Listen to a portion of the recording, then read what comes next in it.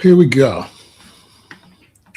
Rep your city, rep your city. I'm representing Chicago, Illinois.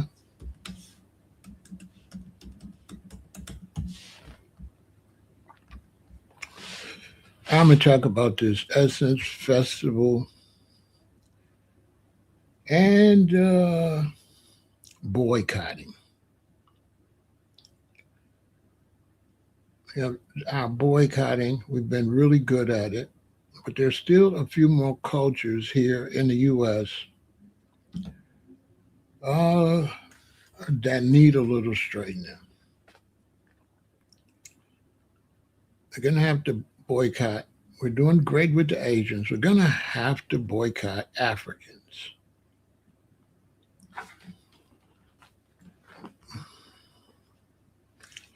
They're not really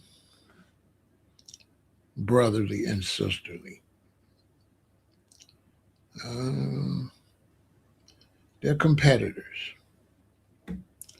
but really not good ones because they compete while using us financially at the same time.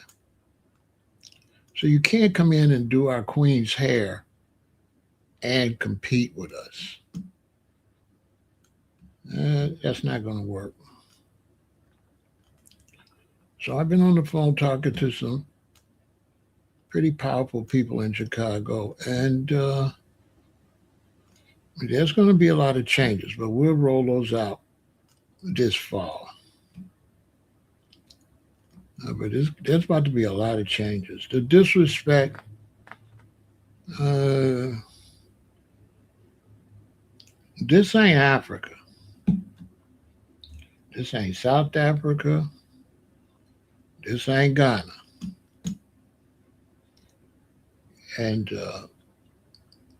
in Africa, they really do exploit each other. The Nigerians are notorious for exploiting other Africans.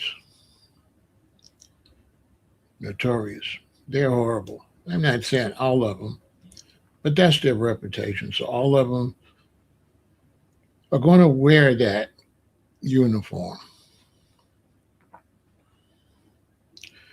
Their Nigerians are headed to being some of the most despised people in the world.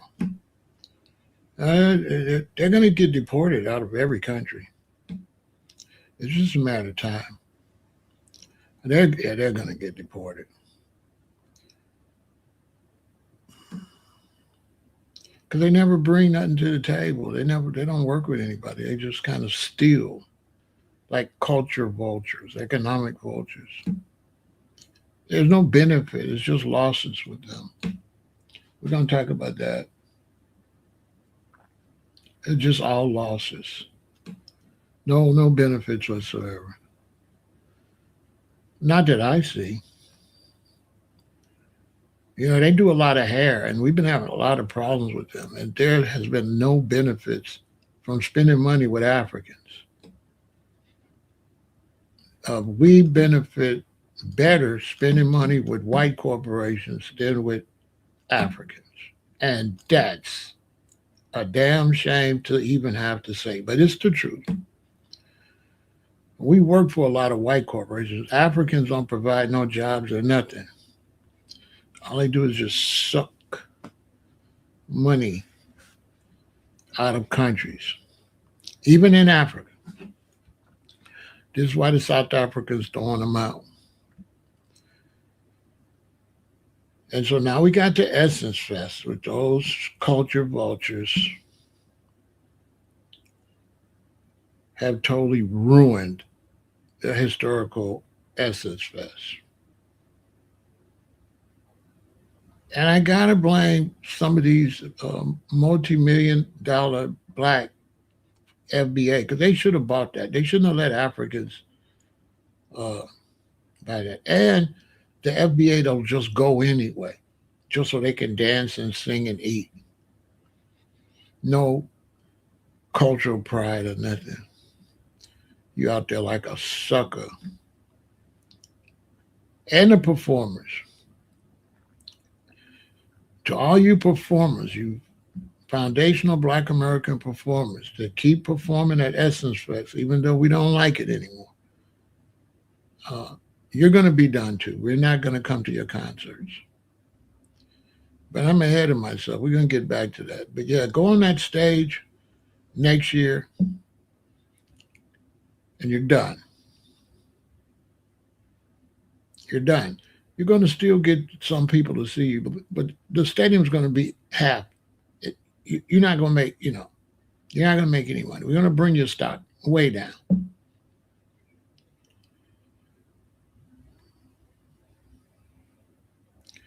And there's going to be problems with family members too.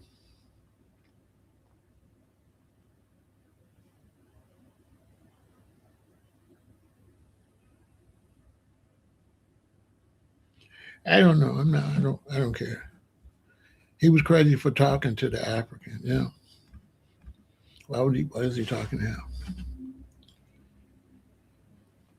now? Foundation Black America. Stop talking to Africans about your culture. I mean, I don't want to talk to no African about my culture. I know I got a Chicago attitude, and I don't want uh, me and an African talking like that. That won't be a pleasant uh, conversation for the African. Yeah, you can't come to Chicago talking greasy at all. Any type of greasy talking, you know. I'd be damned if an African gonna talk crazy to me in Chicago where I'm born and raised. Yeah, I don't talk to people like that. It mess with my PTSD.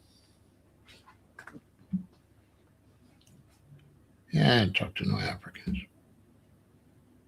You Foundation Black America, stop talking to Africans about your culture and what you are. Just stop talking to them. I don't know what you're expecting to get from talking to them. I don't know what you expect to get from arguing with them on social media. Stop talking and arguing with Africans.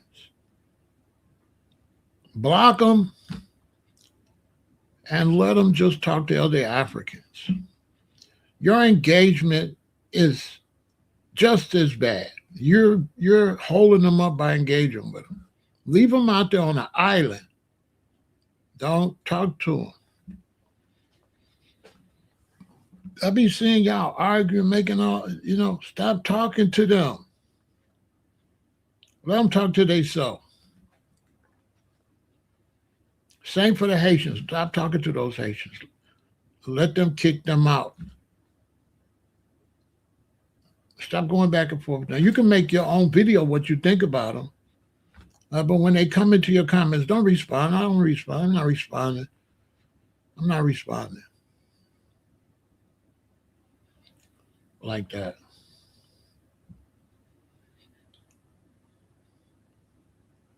I'm definitely not going to go to jail or go to prison over you. And I got PTSD, so I don't want to talk to you at all.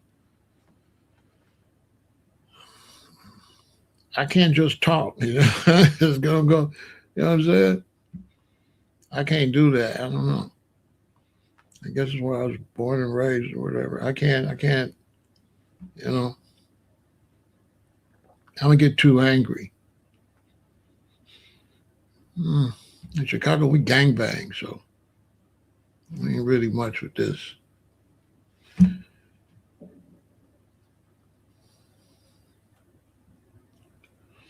We have a prison and county jail mentality.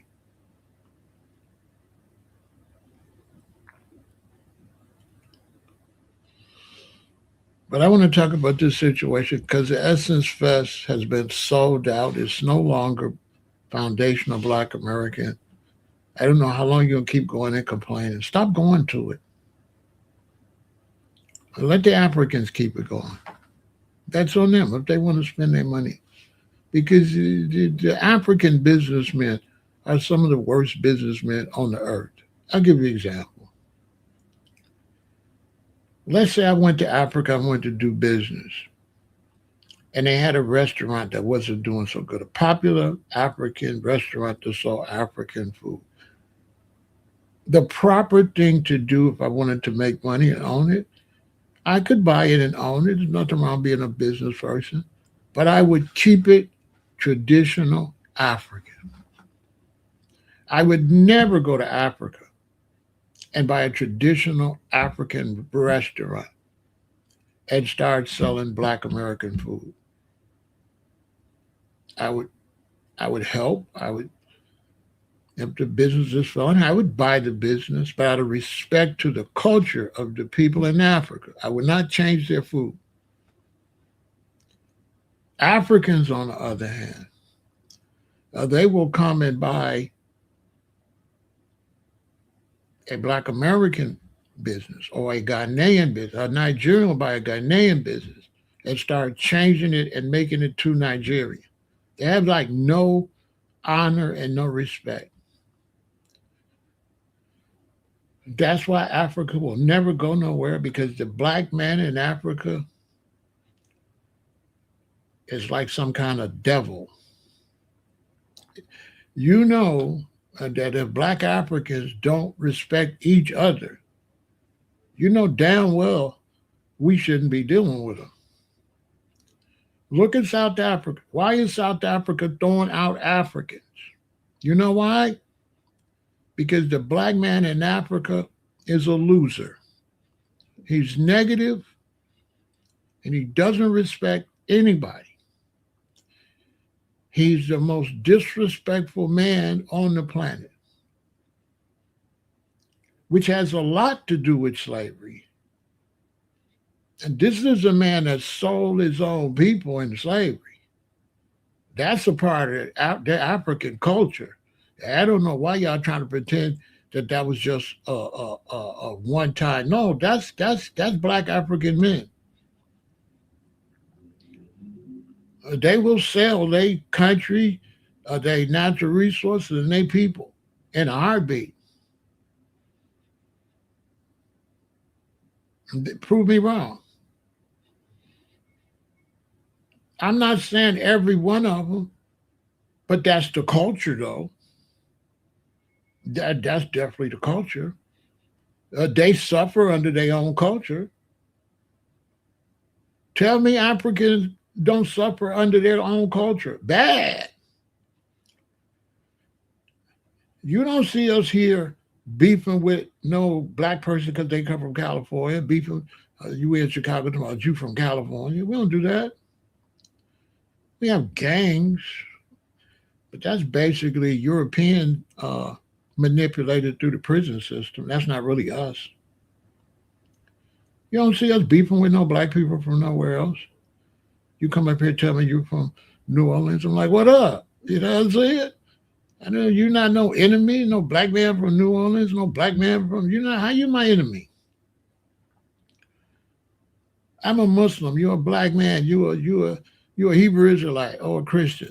You ain't my enemy. We don't do that goofy shit like that. We ain't goofy like Africans. I ain't trying to generalize, but Africans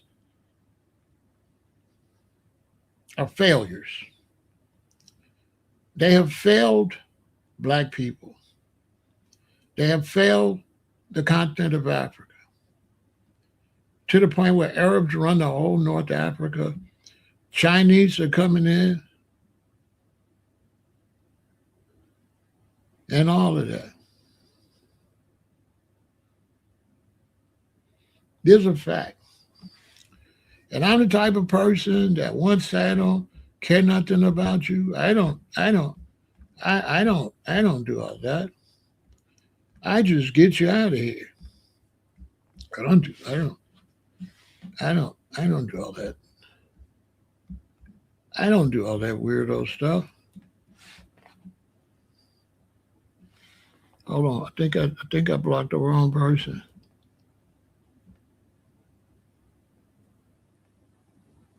I think I blocked White Flame. Uh, oops. Let me find White Flame. Do I got I gotta I hit the wrong person. I was trying to block the other guy.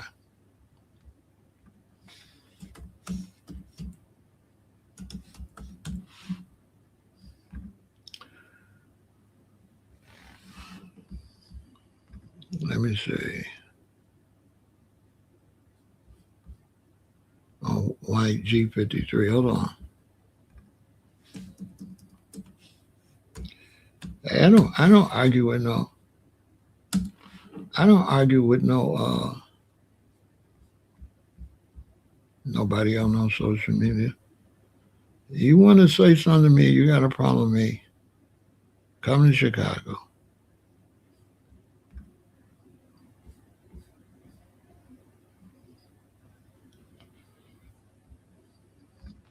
Let me unblock my brother. Huh?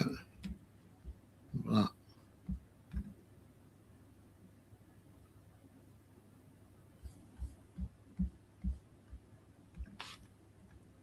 Let me see if I can find white flying.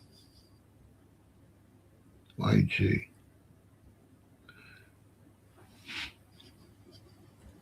A lot of these tethers, they all in the comment, all minding our business, all in the comments, all da da da. Yeah, like you're the man, you're a grown man. You log on to somebody else's account to tell them you don't like them.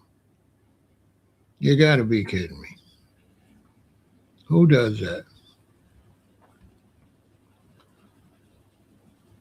Who logs in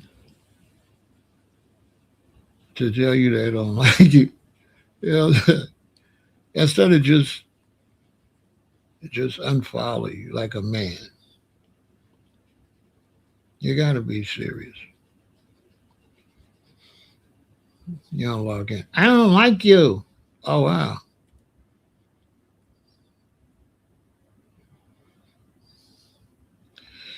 Did you finally have any men? Did they have any males that grew into men? Or did all the males in your family, did they turn out like you? Ugh. How unfortunate. I'm not I'm not doing hold on. I gotta find a brother and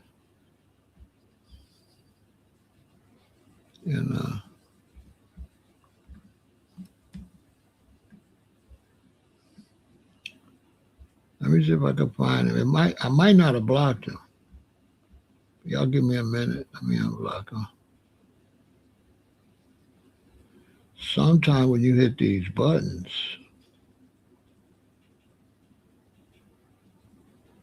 they this stuff be moving while you talking.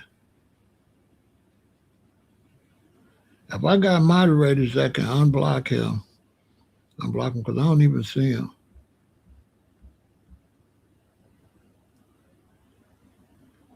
If you're watching, uh, uh, email me, bro. YG, email me at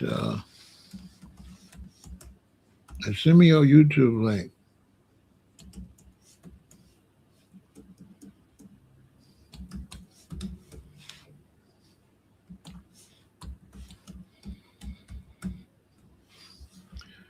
If you're watching.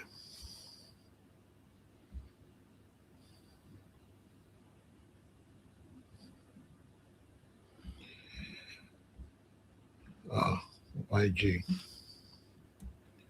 So,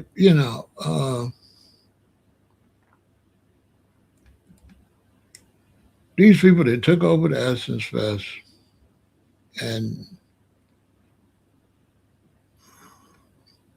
they really don't have no respect. They trying to turn it African and they're trying to use our money to keep it going until they can build a big enough African support system where they could throw us to the curb.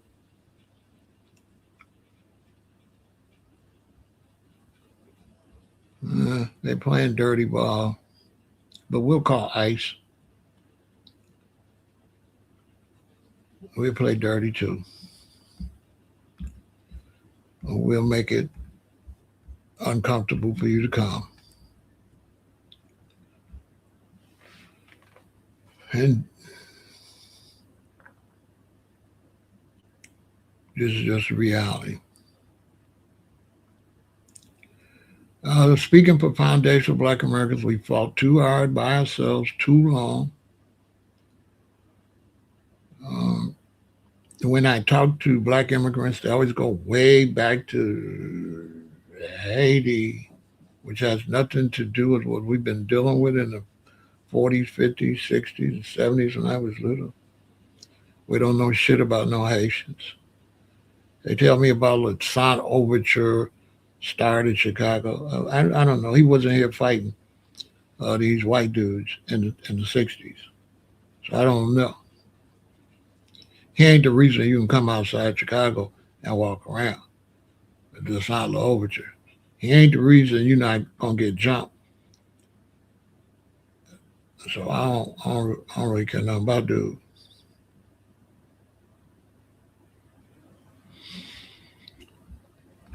You said to keep, let's break that down. You said to keep blacks divided. So you admit that blacks are divided and you want to know if I'm going to keep them divided. So you admit that blacks come to the United States and fight. Listen, I don't like black immigrants typically.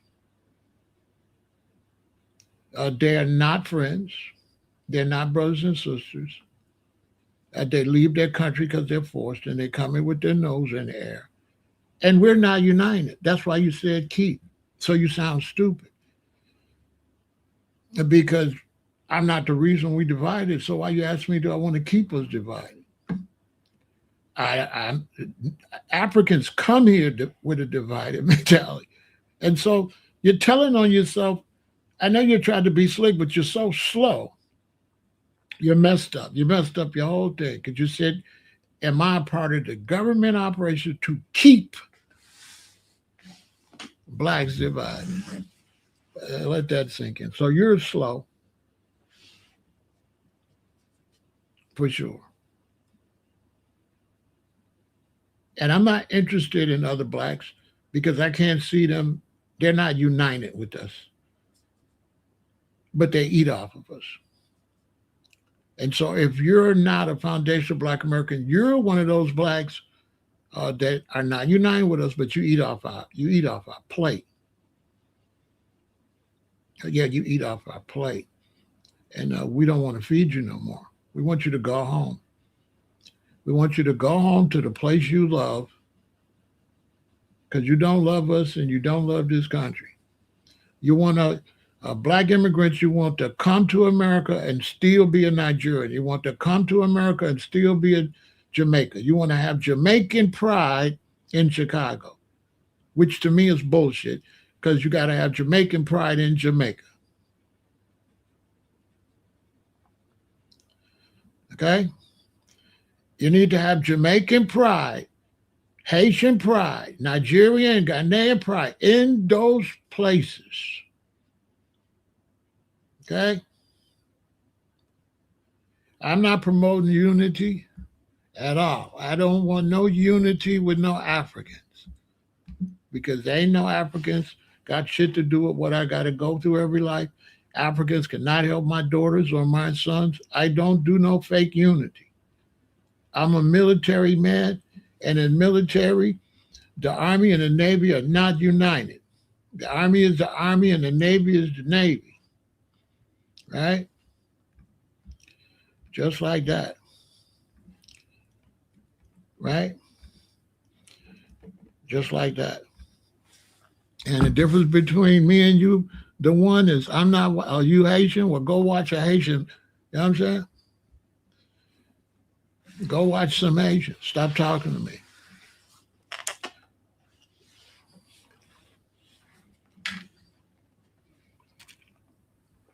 Because my black American friends in Florida would disagree with you. My black American friends say you Haitians ain't shit. I don't know where you're getting your information from. But I want you to go back to Haiti. I don't want you here. What do you want me to do? Lie to you? I don't need you. I don't want you. You are no benefit to foundational black Americans. You're just in the way, eating off the table. We, we listen, nobody deals with you if they can't benefit from it. We don't benefit from black immigrants. You don't bring nothing to the table. What do you want me to tell? What do you want me to tell you? You take jobs away.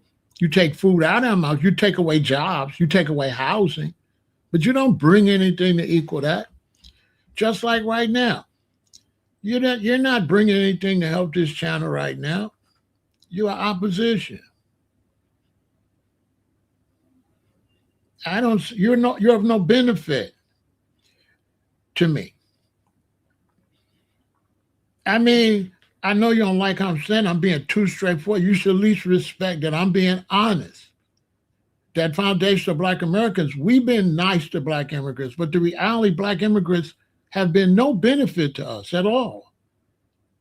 Like there's no advantage of black immigrants in this country for foundational black Americans. There's no advantage. Period. You take away housing, you take away economics, you eat food up here, but we don't benefit from you. We don't.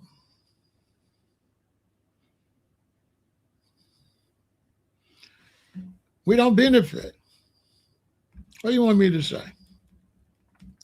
You're a leech and a parasite. You don't bring nothing to the table.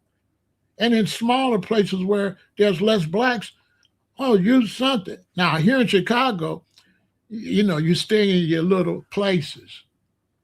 So I can't personally say you're a problem here, because being a problem here, So black immigrants, when they come to Chicago, y'all, they stay little. You ain't gonna never see none of that woofing and puffing and problems like you're gonna see in places where there's less blacks. That's a fact.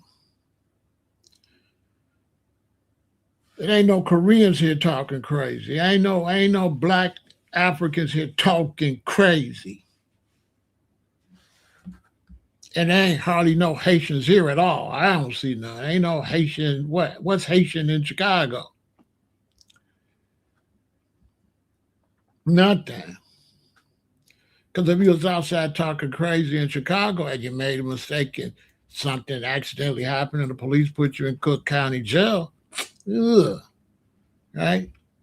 So I don't owe you nothing. I don't like you. To me, you're a leech, and to me, you're taking up valuable space. And I know you believe you're great, and we want you to go to Haiti and be great. Like we're great here in Chicago, like we're great in Memphis, like we're great in Miami. We want you Haitians. I don't think any people that come to a country that don't 100% pledge allegiance to that country and hold on to their old country need to be deported. Let's take whites. When whites come here, you never hear them talking about where they from. They just be Americans. You don't know what a white person is here. The only thing you see anything cultural ever here is St. Patrick's Day. Other than that, here in the United States, you do not see white people talking about the old country at all. None. You don't see no Italians walking around, Italian, none of that. You don't see that. The main people that come here that don't really want to be here is Mexicans and foreign blacks.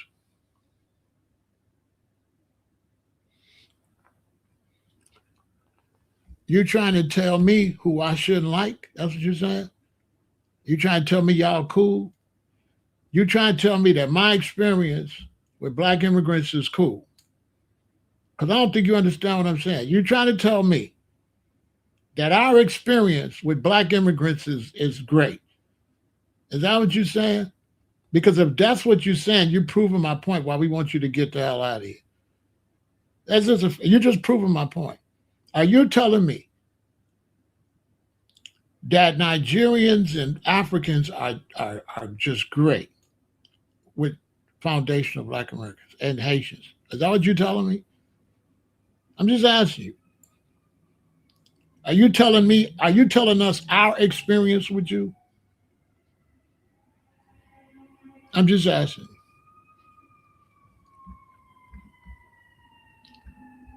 I'm asking for a friend. I'm just asking.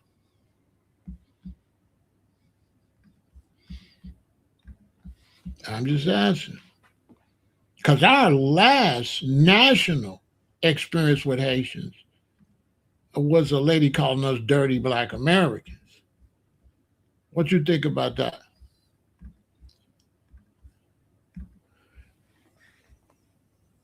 What you think about one of your people calling us dirty Black Americans? What you think about that? Let me see.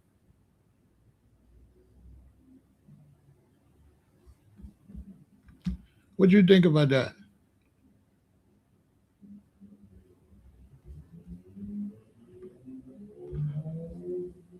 What you think? How you think we should feel about that?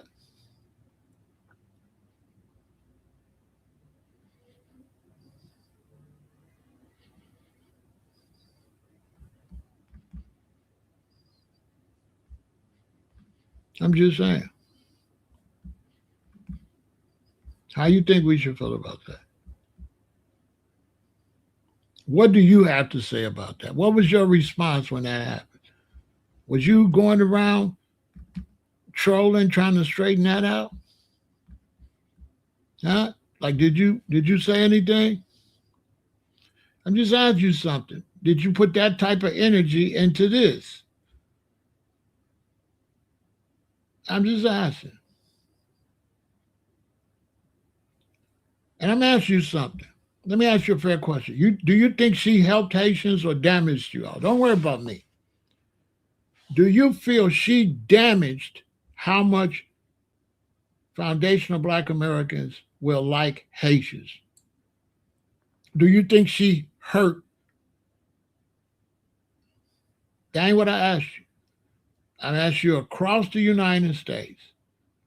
Do you think she made Black Americans like Haitians or not like Haitians? Just what do you think?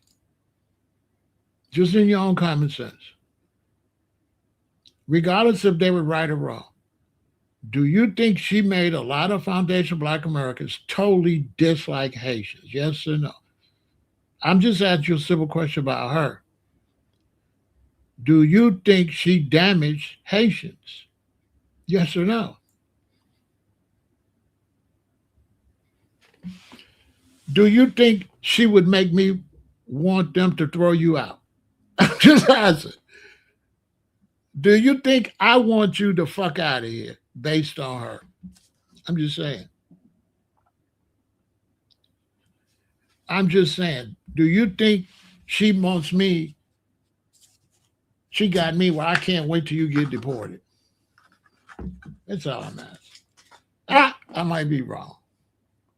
I don't admit that. But do you think I have a problem with being wrong, wanting you deported? I want you out of here. I didn't even really like you in my chat.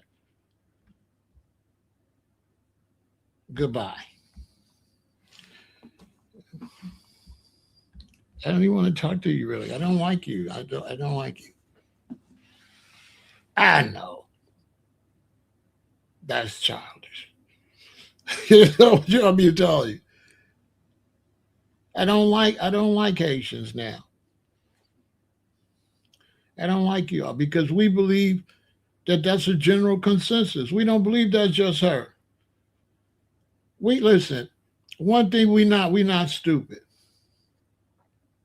And if it's anything that a Black American say about another group, we know that it's a whole bunch of Black Americans saying that, don't we, y'all?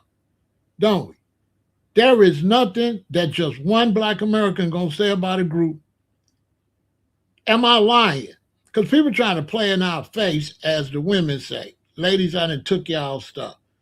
They done playing in our face. I'm just being realistic. If a foundational black American say something about an African,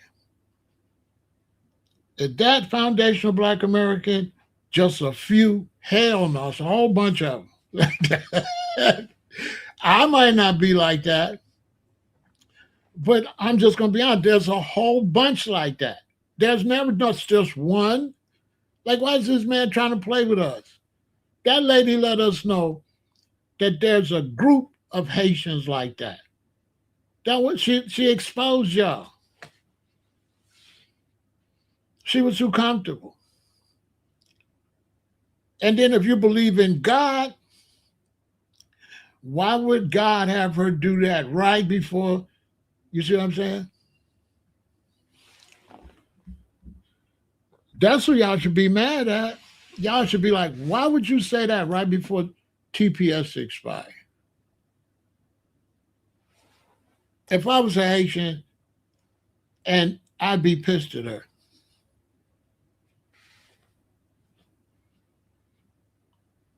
Because she said that this is like God don't like ugly. She said that at the worst time ever. Am I lying? Am I lying? Hey, what was her timing like when she called us dirty black Americans right before Trump and them go throw out? I tell you, this is when you're evil and you're not living right. You're gonna stomp your toe. Right now, everybody around her is thinking, girl, you should not have said, you couldn't have picked a worse time to say that. Black Americans definitely gonna want us the hell out of here because of you. Y'all don't think Haitians are angry with her? Haitians are extremely angry with her. Not because she said it, because she said it in public and she said it at the wrong time. Because God don't like ugly.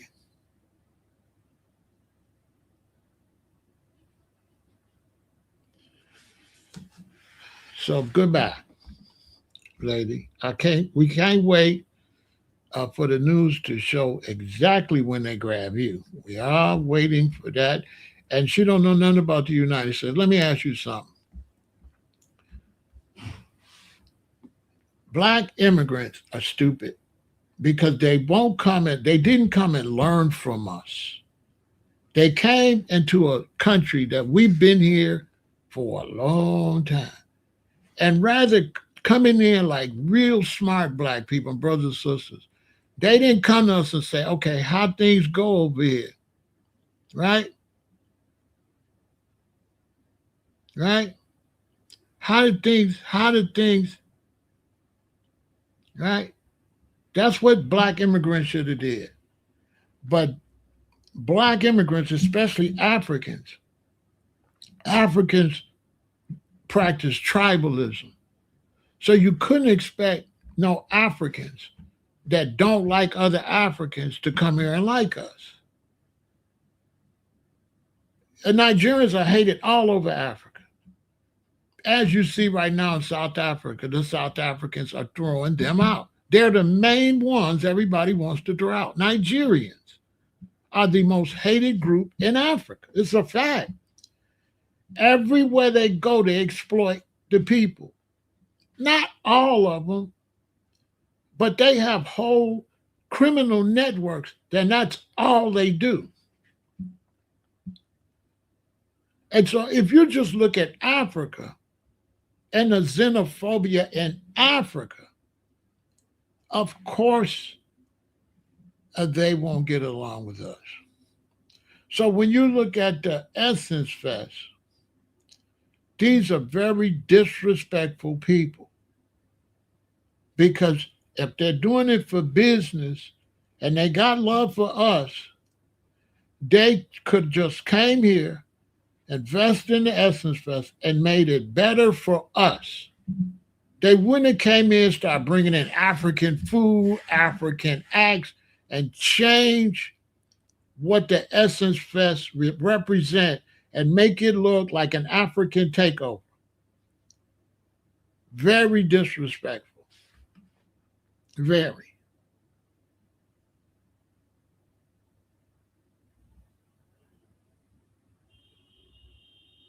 Yeah, I mean, I already know, and it's this is why the Dominicans don't want them to come over. But the reason Haiti is like that because Haiti was up under a cruel dictatorship under Papa Doc, and so it's not really one thing. I'm not gonna never get mad and then not tell the truth. It's not really the Haitians that got Haiti like that. They had leadership that split up the country and that was pushing brutality and war. And in a war, in a place full of war and brutality, you don't have time to do improvement. You're not going to build roads. You're not going to build streets. You're not going to have good water sanitation. You're not going to have um, sanitation for garbage. So it's not really the Haitian people fault as a people. It's the way the government failed. But the problem with the Haitians is a good example I could give you is let's say you in Phoenix, Arizona, and let's say something happened where 250,000 Black Americans come to Phoenix, Arizona. Even though Black Americans, well, 100, no, 250,000 Chicago uh, relatives. Let's say 250,000 people from Chicago come to Phoenix, all close together as refugees. Immediately you're gonna have gang wars because you're gonna have BDs, GDs, Blackstones, folk on the hustlers, all kind of vice lords, in a uh, emergency situation as refugees, and it's just gonna be they're gonna turn your place to a gang war uh, because the stress of them not being in Chicago, the collapse of Chicago, along with having to go in a different territory, and you take 250,000 officers, you put us over there, the Mexicans gonna get did dirty real quick. The robbery gonna go up. It's gonna be a desperate situation, and so then people gonna be like, "Blacks from Chicago, blacks from Chicago," but it's not really black from Chicago. It's blacks from Chicago based on the collapse of Chicago, which is different. So we're dealing with Haitians based on the collapse of Haiti. And the main reason black immigrants don't like us, put it in the chat. Why you think black immigrants that have been coming here a long time, what do you think is the number one reason they don't like black Americans? Put it in the chat. Put it in the chat. Let me see if I can find my brother and get him back in here. Put it in the chat.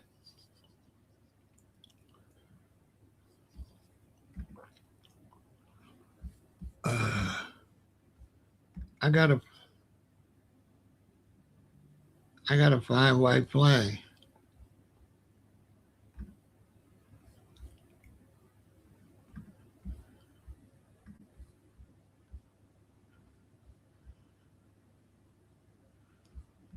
No, no. If he said we don't stick together, oh, you back? We jokesters. Uh, White Flame is really close. The problem is the kids. The kids. If you know any history about Haitians when they came to Florida, it was the high schoolers and the grade schoolers beat them up. The black foundational black Americans beat them up bad, chased them on, called them African booty scratchers, beat them up. The young kids is like little gangs. You know, the gangs be high schoolers. Facts. So the dislike from the children goes to the parents. The parents don't like you because, as far as they know, black Americans is mistreating their children. I'm telling you the real reason, Gold Keezer. Listen to the pro. Listen to the pro. These are facts. Everything you're saying other than this is wrong. Facts. Think about it. How much contact do adult black Americans have with adult Haitians? Like none, really. How much contact do adult blacks have with the other adults? None. Like adult blacks don't have a lot of contact with adult Africans like that. As an adult, you pretty much go to work and come home. You might work with somebody from somewhere, but there's no direct like contact with a bunch of adult black Americans and adult Haitians. That doesn't exist. I'll give you a perfect example. I was young, I was a trumpet player, and to make a long story short, I ended up playing trumpet with a Jamaican family. That's exactly why they that's exactly why they created the zones. Exact one. That's a fact. That's 100% fact. That came from the kids. So I played with a reggae band, right?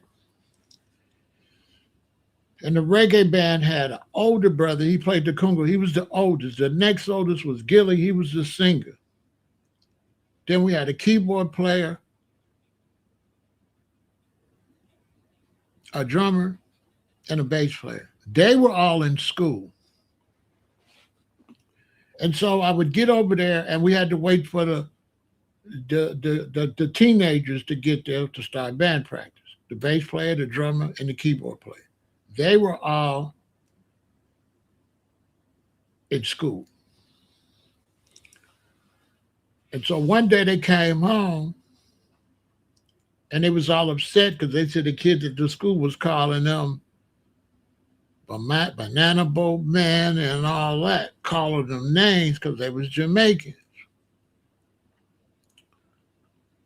So what happens, the misinterpretation happens when the kids be all scared because the black American kids say they're gonna beat them up, and the black American kids calling them African booty scratchers and all that.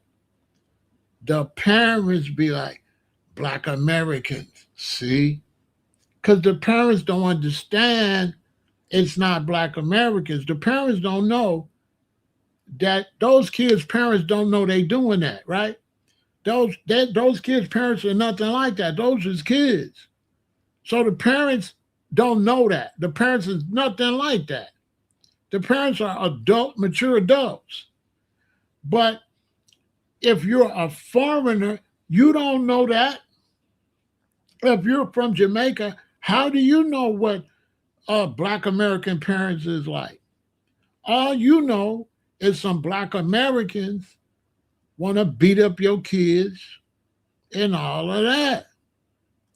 So then they don't like Black Americans because of the kids. They never really be around the parents. Black immigrants don't know anything about adult blacks in America. That's a fact. Adult Haitians don't know anything about adult blacks. They know at the most, they know about college age ones and high school ages down. No Black immigrants in this country know anything about adult foundational Black America. They don't know nothing about us. They have no real reason to not like adult foundational Black Americans. They don't have no reason. So now when they get on the internet and disrespect foundational Black Americans because of the children, then the adult foundational Americans start saying, "The hell with you! You, your sandals dusty." Da da da, and that's how the adults get into it, because the adult immigrants began to attack the adult foundational Black Americans based on the kids. And then what the foundational Black Americans think, oh, they don't like us. Fuck your dusty ass. Take your stinking ass back to where you came from. The beef is up. And no, neither side really knows why. No adult Haitian knows why they don't like us. And if they tell you don't like us because what we call them something, it comes from the kids.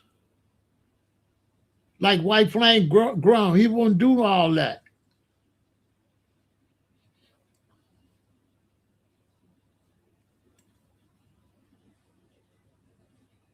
Yeah, but what happens is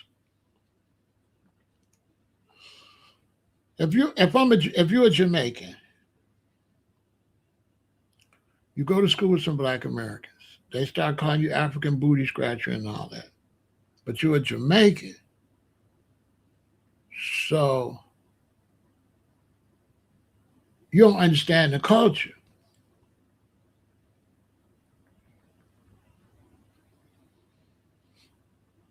But in our culture, if they knew our culture, they would call a Black American kid something back. Then he would call them something back. Now, if they're in like the third grade or something, they might have a fight or whatever, but they would become friends based on calling each other names. Just see, they don't understand our culture. Our culture, we become friends, we talk about each other like a dog. That's what we do all the way through high school. All the way through high school, our culture is signifying. That's what we do all day, every day. And we talk about each other bad. And then foundational Black American youth, the rite of passage is when you with it. Like when you with it, that's your rite of passage. So if you're a Haitian kid here and you have a fight with a young foundational Black American in third grade here, that locks you in. That doesn't make you, that doesn't ostracize you, it locks you in. But you don't know our culture, so it's gonna lock you out because you don't understand the culture and you're gonna make things worse. If you knew the culture, you'll come right back the next day and be right back in the group arguing about who won. You know, but I hit you in the nose, but I hit you in the mouth. One of the Black American kids gonna be like, man, leave him alone, and gonna take you under their wing, like, this little Rainbow from Haiti, this my boy. That's our culture.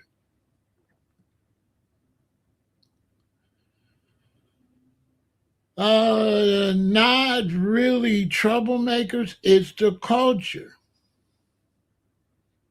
It's the culture in people. It's the culture in pets. Y'all had puppies? Puppies squabble. Puppy squabble. A lot. Kitten squabble. A lot. And so because they don't know the culture, the parents hear it, and then the parents say Black Americans. The parents don't know the difference between the kids and that 'cause they don't have our culture. Our culture is heavy sports, heavy music, and heavy comedy. That's why we the top black comedians in the world. That's what we do. We do comedy heavy. Oh, we signify. We talk about you like a dog. That's our culture. We Black Americans. That's why we not African.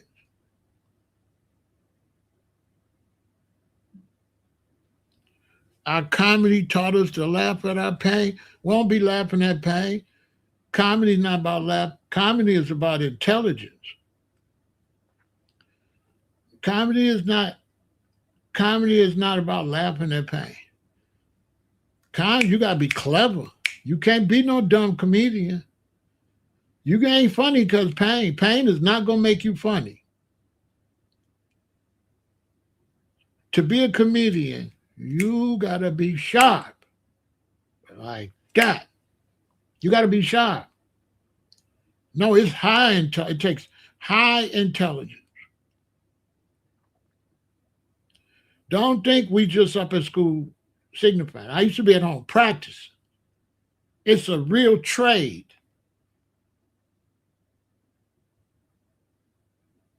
My name was Michael Stewart with a T, and they had our lockers by name, and right next to me was Kevin Stewart with a D. And we was both the top of the line signifiers. And now it ain't about building no self-esteem, bro. Y'all let me tell what it is. It ain't got shit to do with self-esteem. It's signifying, bruh. It's about being clever, bruh. Self-esteem ain't gonna make you funny, man. Trying to build self-esteem, not funny, bruh. You gotta be funny. Mike Epps is not dumb, bruh. He not like that because of no self-esteem, bruh. It's an art, just like baseball, just like it's an art. It's an art. You have to be knowledgeable. If you're not seeing stuff, how you gonna make a joke if you don't know nothing?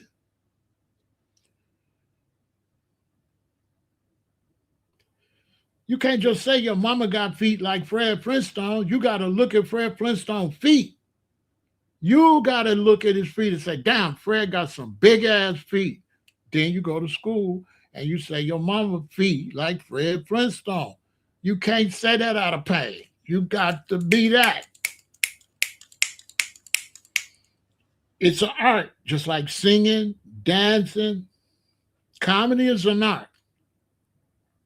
Comedians are smart as hell. Your timing, your timing. If you're timing off, it ain't gonna be funny. You can't have no emotions.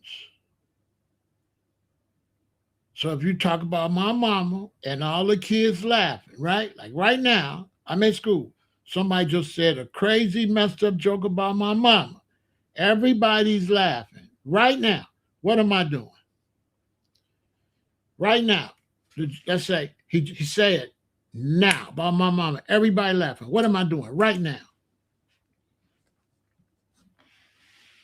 Everybody's laughing at me hard. What am I doing right now?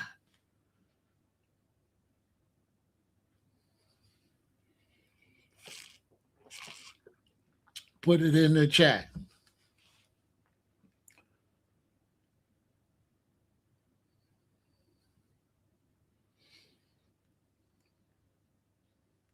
Bam.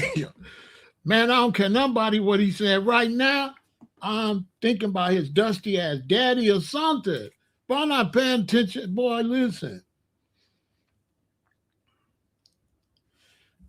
Boy, listen. I don't care nothing about that joke. I don't got time to worry about his joke being good, bro. I'm a comedian. This is a real profession. He just dunked on me and I'm dribbling back down court. You know what I'm saying? Yeah, you dunked on me. What happened when you dunk on LeBron and he get the rebound and he get the ball from out of bounds? What he thinking? He not thinking, damn, you dunked on me. He thinking, all right, yeah. That takes a skill. If you get angry, you can't. When I went to school, if you get angry and mad, you couldn't be with me and Stu and Doug. We had a friend named Robert. He couldn't be in it because he got mad. We're like, nah, dude, you know, we really that.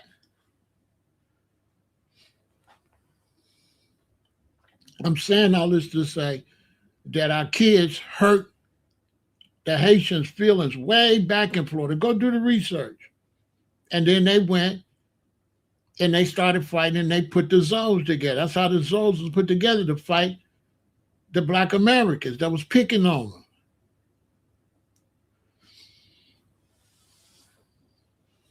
Because if you don't understand the comedy and ain't able to come back with the comedy, then it's going to turn to fighting. And then fighting leads to more fighting, the more fighting, the more fighting. They go get 10, then you go get 12, then they go get 15, and then the neighborhood, oh, they over there, they beat us up over there, and then it becomes us and them.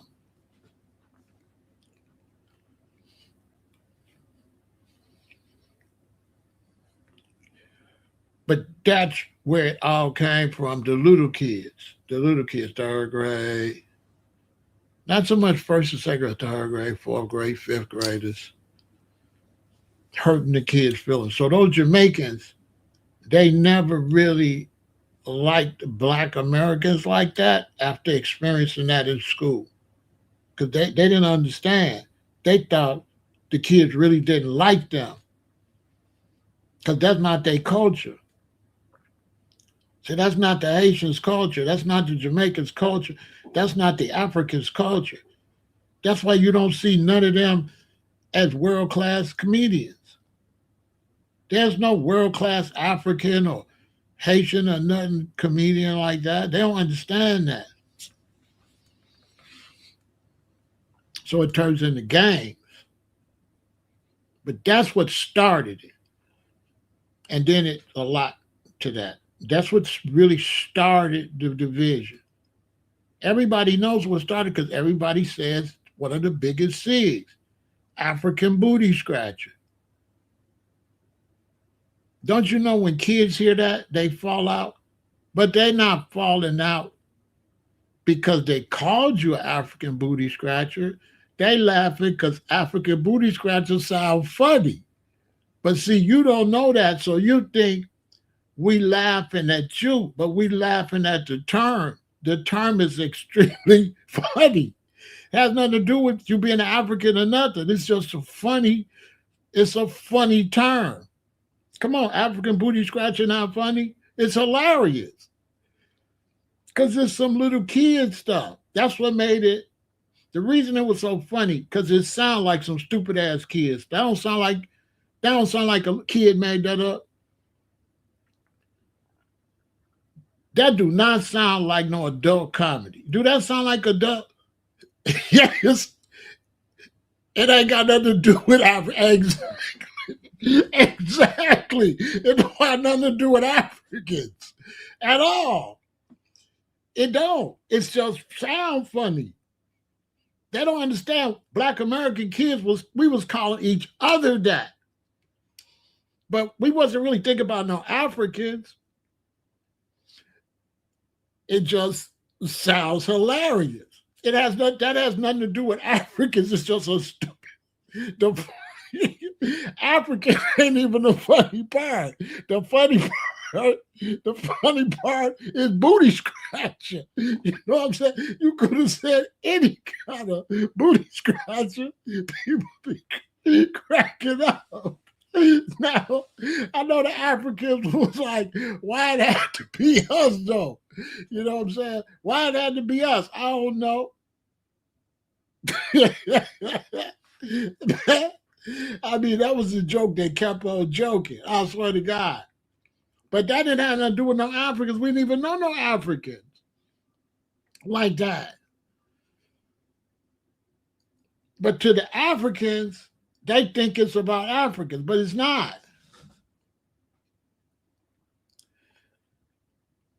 As a matter of fact, calling an African booty scratcher wouldn't even be funny. It wouldn't be funny. Because like he's an African. That's not funny. You got to call somebody that's not an African booty scratcher for it to be funny. Right? Am I right? You got to call a black American an African booty scratcher for it to be funny. If you call an African booty scratcher, that ain't even gonna be funny. That's corny. It's like, what? That's corny. That wouldn't even be funny. That wouldn't even be funny. I don't think. I don't think that'd be funny. That's too easy. That ain't no good joke. Now you gotta call a regular person that. That wouldn't even be funny. You understand?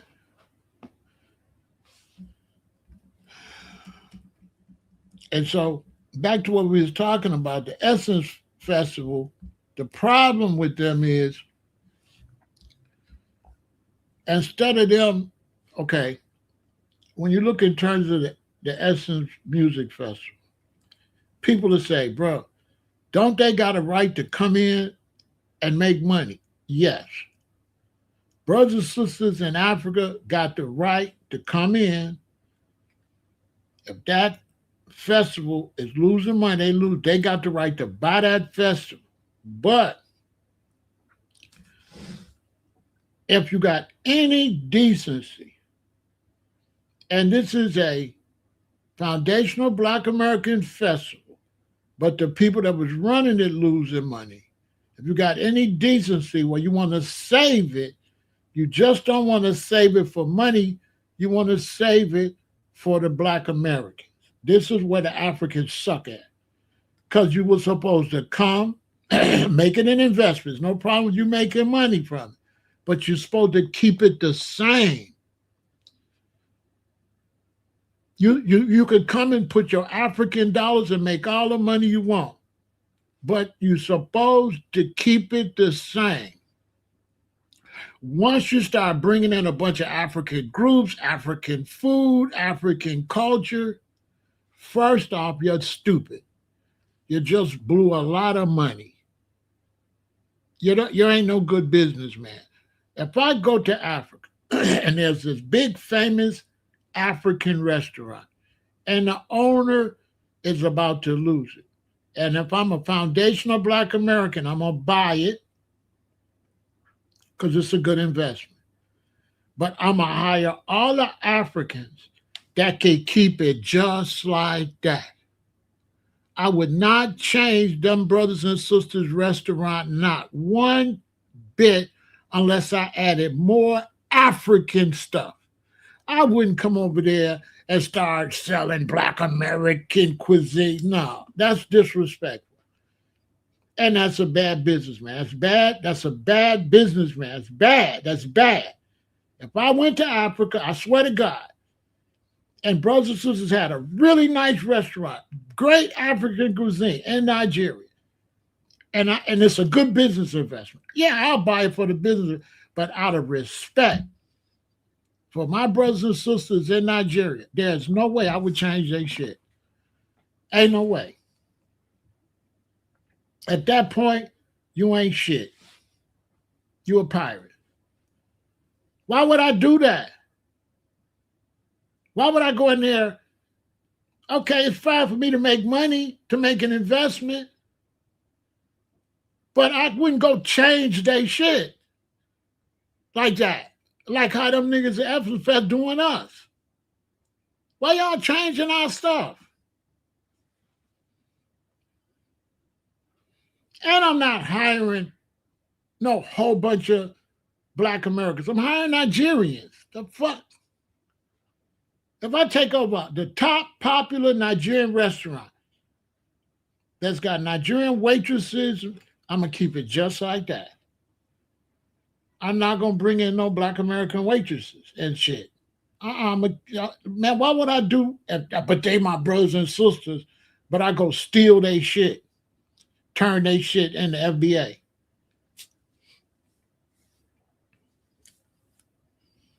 That's why nobody like Nigerians in Africa. Because Nigerians notorious for that. Coming taking people's stuff and changing it, not making it Nigerian. And then talking about they ain't no good business. That ain't even good business, man. That's stupid. That's stupid. There is no way. There is no way. They so stupid. Now they losing money. Every year they losing more and more money. Dumb as hell. Dumb as hell. Not only would I not change it, the spokesperson would be a foundational black American. If the last person was a lady, I find a replacement for the lady. And then if they find out I've got money in it and start talking about what's really a Nigerian behind, I'll go do a news press and say, listen, they was going out of business. It was a good money opportunity. I came in and put my money in it. But my goal is to just make sure the foundational black Americans still got their culture. I thought it was a great cultural event that's great for the community, great for black Americans, and I could make some money. But I would not change y'all stuff, not one bit, and y'all still got power in it. I would not replace y'all with no bunch of Africans or none of that. Because to me, how can I like bring you your culture and steal from you and disrespect you? How can I bring you entertainment and invade you? Because that's how it's coming off, like an invasion. On top of that, if I'm like a Nigerian, I wouldn't want to put that on Nigerians. Because as soon as I do that, everybody gonna say Nigerians ain't shit. Stupid. Just stupid. Now it's going down. You're bringing all this African shit, right?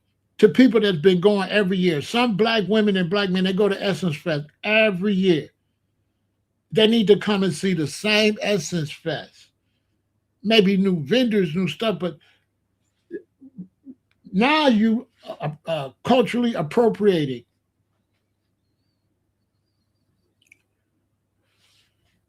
Dumbest shit ever. Come in like vampires. You come in like vampires. Bad, let's look at it. What went wrong? Low tickets. So, duh, stupid. Low ticket sales. Duh. Because what? Over the last couple of years, they came in and synced all this African shit. Which, when it's business, they're like, oh, these Africans trying to take over our stuff. What kind of businessman is that? No wonder Africa's is struggling. They don't got no type of. They some of the worst business people ever. Africans, horrible. They did the same thing with the nail salons and shit. It's like if you want to come in, you want to get a nail salon, you got African braiders, fine, they can braid their ass up, but get some foundational black American women to be the liaisons, to be the people that greet them when they come in, to be the people collect the money. You got to give them some familiarity. That's why the Asians right now is going out of broke. We finna take all that shit. Let me tell you something. Another thing. Man, you cannot get 2026, 2027 mixed up with 2023. Because yesterday's price is not today's price. So now the Koreans is losing all their businesses because they FA and FO they are going out of business. Black folks ain't never went back to them. Black folks ain't went back to them. We finna buy their shit. Yeah, the Asians, yeah, they done. They done. Look it up. They are making videos crying. They are done.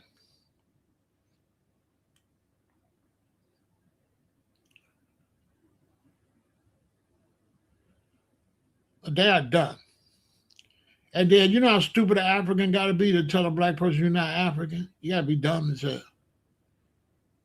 You got to be stupid going to somebody else's country, and they think they're African. You're not no African, and your ass say they're African. Yeah, I said,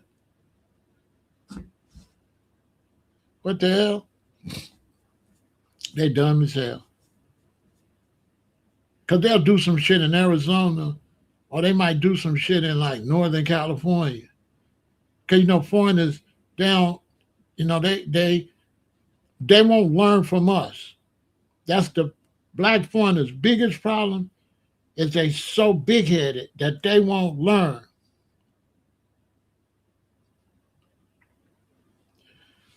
They had, the person passed away.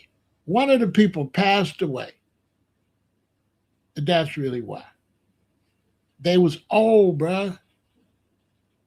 They was old. The Essence Fest go way back with Ebony and Jet magazine. They was old. But black immigrants, their biggest problem is they too big, they won't get tutored by black people.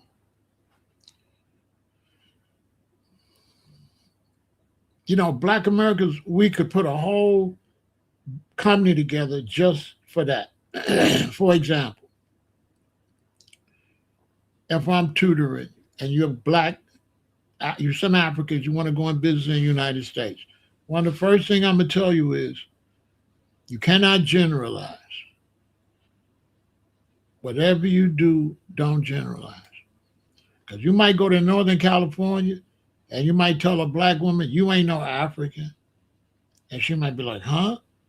But you might come to Chicago and you might tell a sister, you ain't no African. She might be like, bitch, who asked you how? Bitch, stupid ass bitch. You know what I'm saying? I'm just saying. You know what I'm saying? And so they need to be tutored. Listen, say less. Say less. Because what you say over here with Karen, that might not work with Marie. You might tell Marie, you ain't no African. Marie be like, bitch, I ain't sales no African. What I'm an ass whooper, hoe. Yeah, ho. I know I don't do African shit. I beat bitches' asses. You know what I'm saying? I'm just saying. Claudine, y'all come here. They come in there. This bitch talking about I ain't no motherfucking African. I spent all my money with this bitch. Bitch, I'll beat your ass. Welcome to Chicago, ho. Oh, you didn't fuck around, found out. I'm telling you, that shit you said over there, say that shit in Inglewood. Say that shit on 63rd and King Drive. Man, just what black foreigners, they got to learn.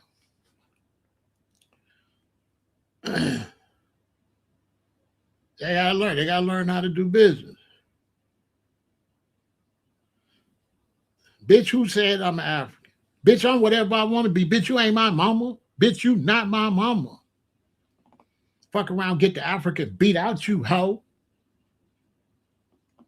Bitch, you got me fucked up. We stomp Africans over here, bitch. You know what I'm saying? And all that. Like we got some crazy, you know what I'm saying? It's like, uh, you should have talked to her boyfriend. He would have told you, hey, don't say nothing crazy to Keisha. Yeah, she be tripping. You know what I'm saying? Like, we know not to say nothing to Keisha. That's how she get out. She wilding at every family reunion, all the kids' birthday. Yeah, Africans is notorious for that right now. They love to say we not Africans. And so after so many years of black Africans tells we African, we're like, okay, fuck y'all then. No, we not Africans, bitch. We don't want to be Africans no more. They never accepted us in Africa. They never invited us to Africa. They never make us feel comfortable in Africa. All my friends had bad experience in Africa. Most foundation black Americans leave Africa. Nobody stays in Africa. Even Africans don't stay in Africa. And don't nobody want to be an African no more. They're like, you know what? I think we foundational black Americans. Yup. Boom. We don't want to be Africans. We don't want to be no damn. I don't want to be no African. Mm-mm. I don't want to be no Africa. I don't want to go to Africa. I'll go to Egypt and buy some jewelry, but I don't want to go. I don't want to go be around no Africans. I don't even like being around Africans here. Why would I go all the way to Africa to be around more haters? Because Africans' reputation is they some hating ass niggas. When you mix that with slavery, you know, Africans are stupid. I ain't trying to generalize or disrespect you. I'm just telling y'all the fact. If school's been teaching black people that Africans sold them into slavery, and time go by and you start coming here and acting funny, what's the first thing we gonna think? These are bitch ass niggas that sold into slavery anyway. Duh. I seen Roots. So all you doing is furthering that vibe that y'all some sellouts anyway. Y'all got slave castles everywhere.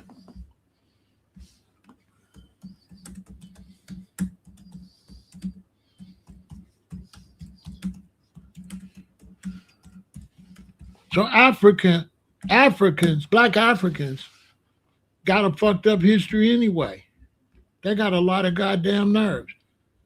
They would be considered the biggest rat trade outs in black history on the planet. Africans.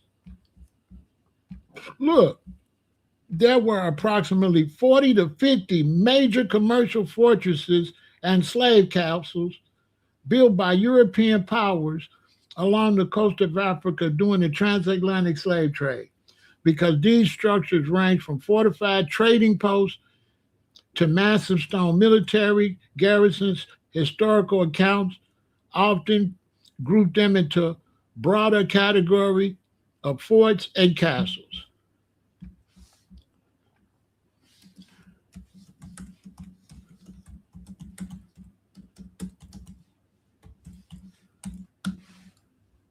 Look, did Africans sell slaves? Look. Yes, some African elites, merchants, and kingdoms participated in the slave trade. They sold captive, typically prisoners of war or individuals from rival tribes, to Arab and European traders in exchange for goods like textile, alcohol, and weapons. So most of us feel like the same dog will bite you in the morning or bite you in the evening. That's why I don't want to go to Africa. I don't trust Africans. I just don't trust them. I would never want to live in Africa. I don't trust them. I don't trust Africans. I got a few African friends. I don't judge them, but Africans as a whole, mm-mm. There's nothing positive about Africa. They got all them tribes, all them different countries. and then they don't get along. They speak a billion different languages. They let anybody come in there and do whatever. They got the Chinese in there doing whatever. They got the Russians in there doing whatever. They got the white Americans in there. They're just like the biggest suckers on the planet, really. Africans are the biggest suckers on the planet. The Chinese ain't like that. But the Africans, they're the biggest losers on the planet. Tell me I'm lying. Look at Africa. Who got the most natural resources? Africa. Who poor as hell? Africa. What they tell you about the African man? This nigga sitting on all the resources, but he's such a bitch, he poor. You know what I'm saying? Then the bitch nigga want to come over here talk crazy to me. Punk, take your ass home and stand on business. I mean, now you trying to, hey, what you want me to say? That's how I look at it. I don't want to hear nothing from no Africans. I got love for black people. But me with a military mind state as a leader, I got to call it like it is. And to me, all them is my troops. Africa is my troops. I'm the Pharaoh. And that troop sucks. With all the black men in Africa, and then all the black people in America, if I had to go to war and pick a group of blacks, I would pick black Americans. I wouldn't pick Caribbeans, I wouldn't pick South Americans, and I wouldn't pick Africans. If I had to pick, I would take less black Americans than all the rest of you niggas. And we'll do y'all dirty. Black America can whoop all you niggas. Facts. We the best military, we the best everything. That's how come we over here. But other blacks don't want to admit that if somebody brings somebody in to do some work, they ain't gonna bring the dumb motherfucker scratching in his ass. They're gonna bring the best architect, the best warrior. If you want to conquer some people, the first people you're gonna take into captivity is their best fighters.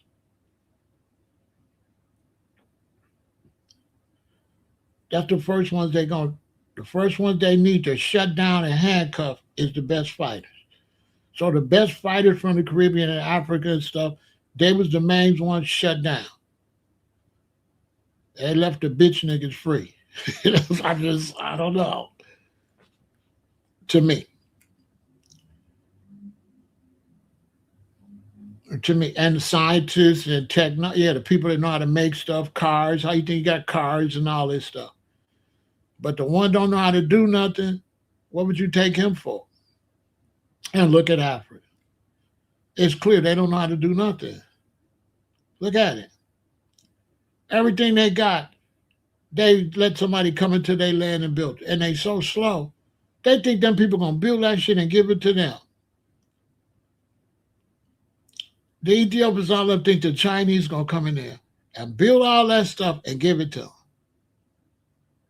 They got the Chinese all in Africa building everything. That revolutionary that y'all love with the little cute hat on.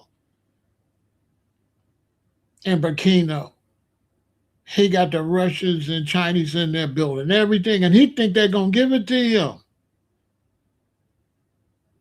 Tell me he a revolutionary because he got that little cute revolutionary outfit on.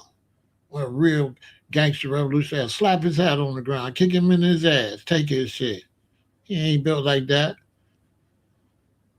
Around there, trying to play army man. He look like an African GI Joe doll. You know what I'm saying? Punk ass with his punk ass. Come on, bro. Whatever. They slow as hell, right? So now the Africans is over there. They done took over the Essence Felt. It's crashing. Just like Africa. Look. Low turnout. Lack of stadium headliners. Don't nobody want to perform for them. Right? Empty Superdome seats. While overall concert attendance rebounded slightly from 2025 historic lows. No single night was a sellout. Precipitously low turnout. Friday night came closest to capacity, drawing 32,000 people to the 40,000 available seats. However, Saturday dropped all the way down to 25,000 attendees, and Sunday saw a massive drop off, leaving nearly a third of the stadium's terrace level completely empty. You know why? Because when all them people came Friday and seen it looked like a bootleg Africa, you think they came back? They're like, what the hell is this shit? Because a lot of blacks don't know that the Essence Fest is bootleg now. It's garbage. They think it's still like the old one. Lack of stadium headliners. Local reviewers point out that the lineup lacked massive stadium grade superstars such as Beyonce, Usher, and Janet Jackson, capable of driving organic. Who the fuck gonna go over there and perform for some bootleg Africans like that? Ain't nobody gonna go perform for them. They make the place. I guarantee you, the way it's set up, it looked like a third world. I bet it looked third world. I bet it looked third world. Who you think destroyed the black conscious community? The Africans destroyed it. I ain't trying to hate. I'm just trying to tell the truth. The Africans destroyed the black conscious community in America in the 80s. Once they got involved, the prestige went down. It looked like junk. They like, man, they don't have it like that. They don't have that swag like that. They don't have it.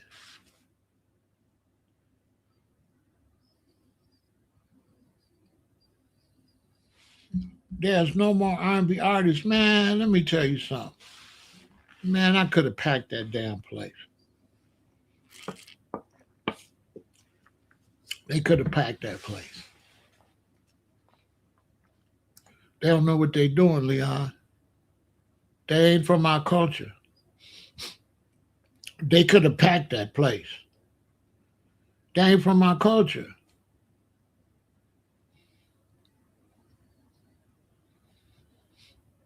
All you have to do, as the older big time artists pass away, all you have to do is stack more popular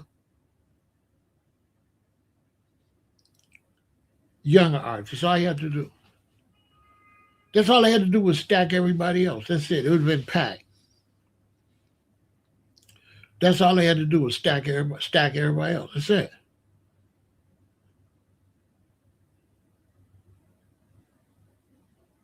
Now, a lot of people could sell out here. A lot of people could sell out here. Leon, and is you right? Now, the only reason you don't see a lot of concerts is because there's not enough concert arenas to keep you on a steady tour. There's plenty of artists, but there's no promotion for you to constantly work. That's all. It's the arenas. It's not the artists. There's plenty of artists,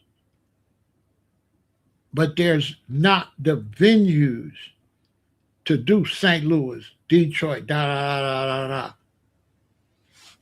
So once you don't have the venues, the artist can't string a good tour together.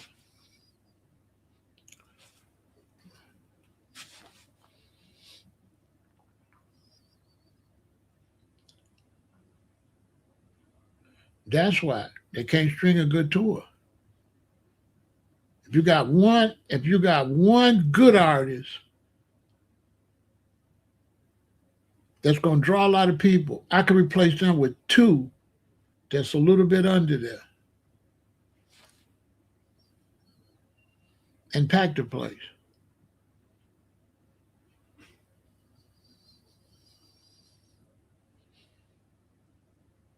They don't know what they're doing.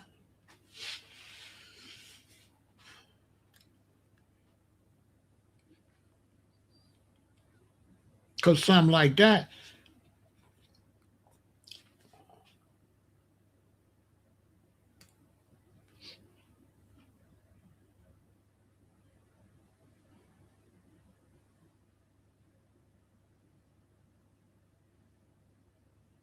they got rid of the super lounge. They don't know what they're doing, bro. They don't know what they're doing. They Africans.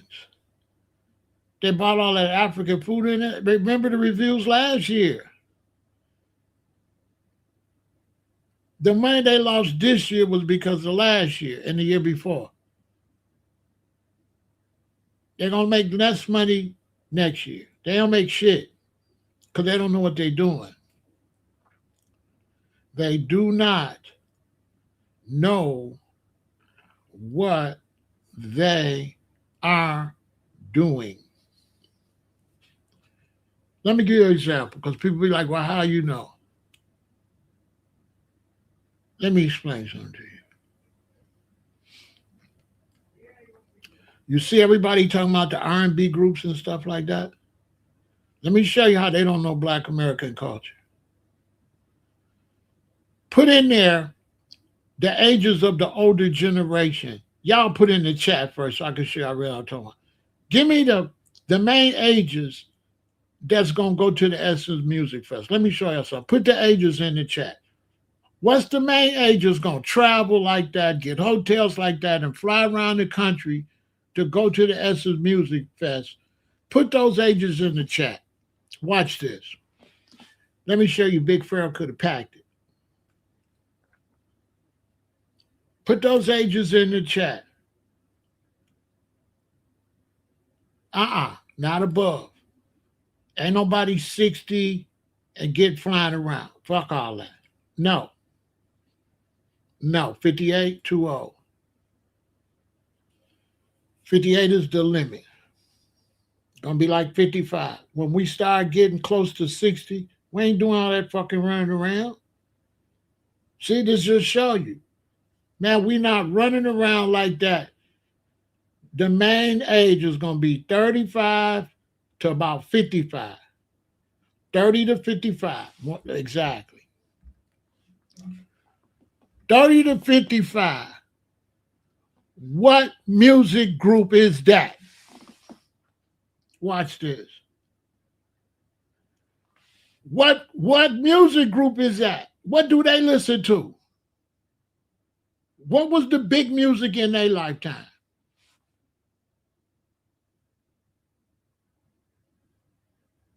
$30 to $55. What's the big music in their lifetime? No. Rap. That's the rap generation. That's Public Enemy. KRS-One. That's rap.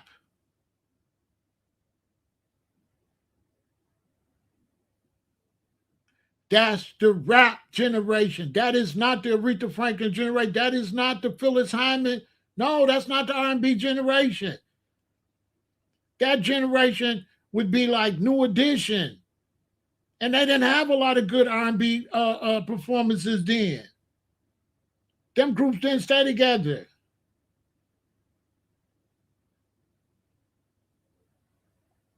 Chris Brown is younger. New Edition is washed up. No. You want to pack that, you got to have rap. You cannot pack that with R&B.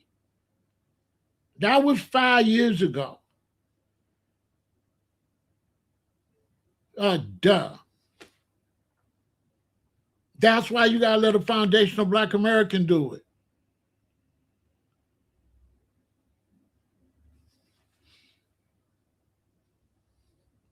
There was only one headliner left. Put it in the chat. For the R&B group, who was the number one headliner? Put it in the chat. Watch this, y'all. For concerts, see, this is why they got to hire somebody like me.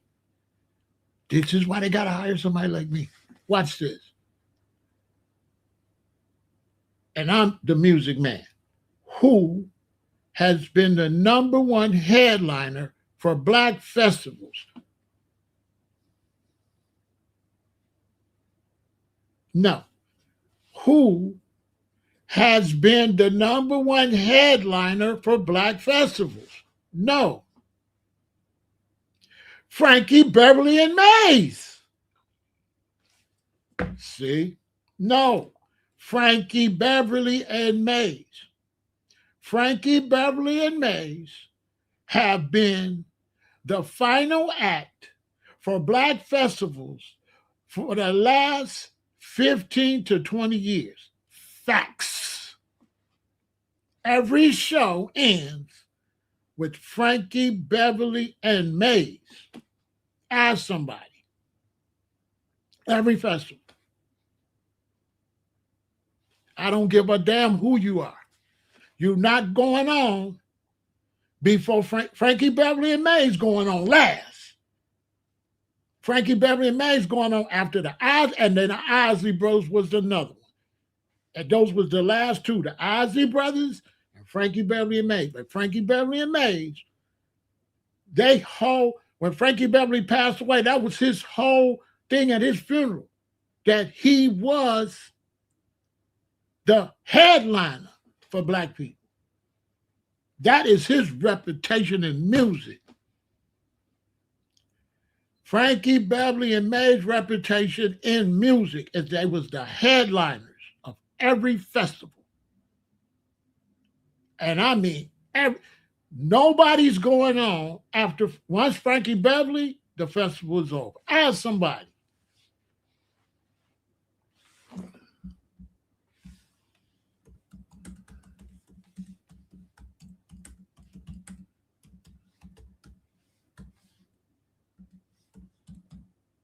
See, that's why you got to hire.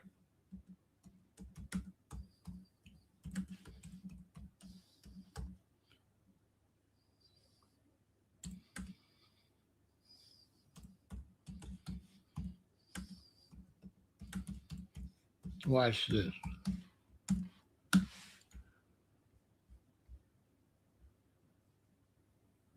Look.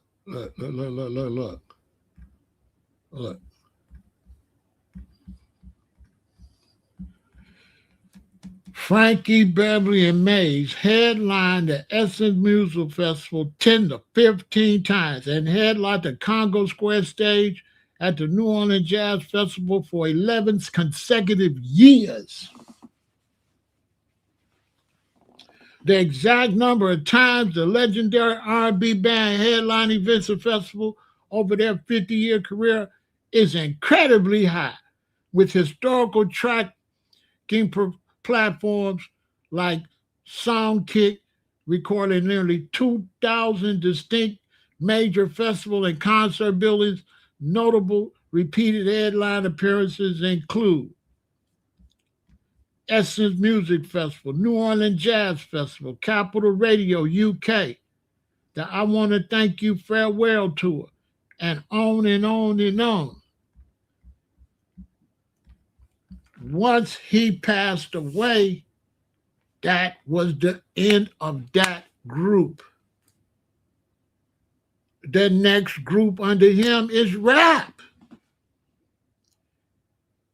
Rap is old, y'all. Listen, rap is old.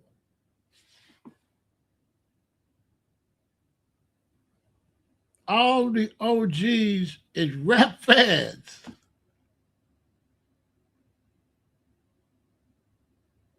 Frankie Beverly and Mays, I'm 68, right?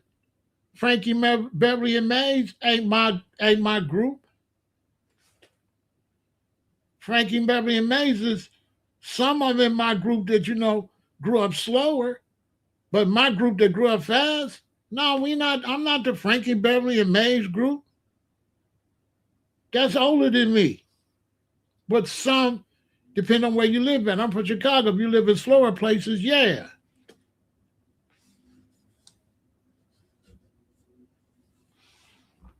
Listen, he said rapper Essence Fest don't mix. What is, see, that's what I'm saying. That's what I'm saying. Anybody mix your audience, what do you mean?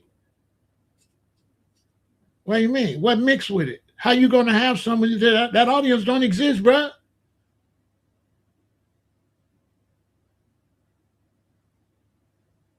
Ain't no okay. The Essence Fest crowd. And that crowd still alive? Is the Essence Fest traditional crowd still alive? Yes or no? How you gonna get them a crowd that don't exist? See, this is why you gotta let somebody else do the business. Listen, is the R&B crowd still alive? Yes or no? Is the R&B crowd still outside? So you telling me that the Essence Fest crowd gotta be the R&B crowd when it ain't no R&B? Well, then the Essence Fest is over there. That's Fest over there. Shut it down. Shut it down. The Essence Fest is over. Shut it down.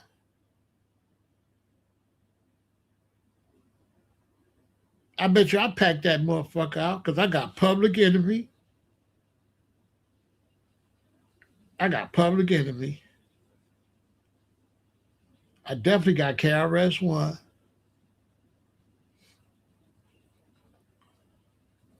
I'll bring New Edition, but because Bobby Brown can't do a show by himself, if he could, I'd bring Bobby, but I bring New Edition. The crowd is dead, bruh. The crowd is dead.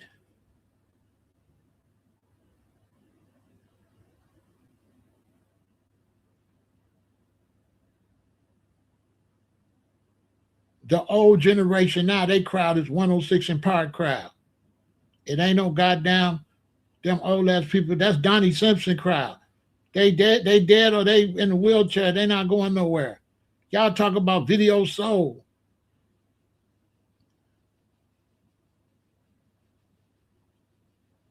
Y'all talk about Video Soul.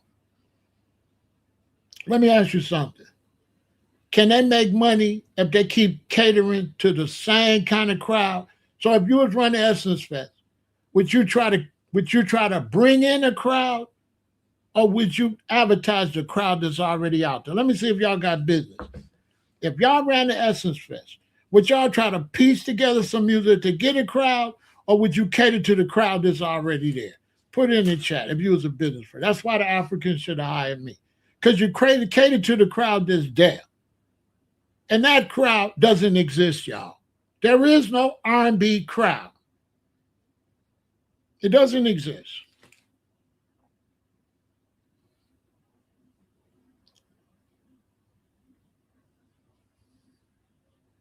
It doesn't exist. So it's an Essence Fest.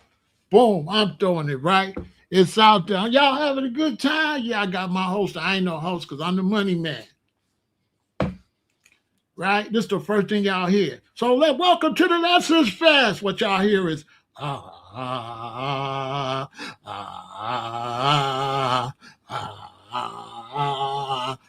the first thing you hear, don't call it a comeback. I've been here for years. Yeah. That's how my fest will start. Yeah, welcome to the Essence Fest.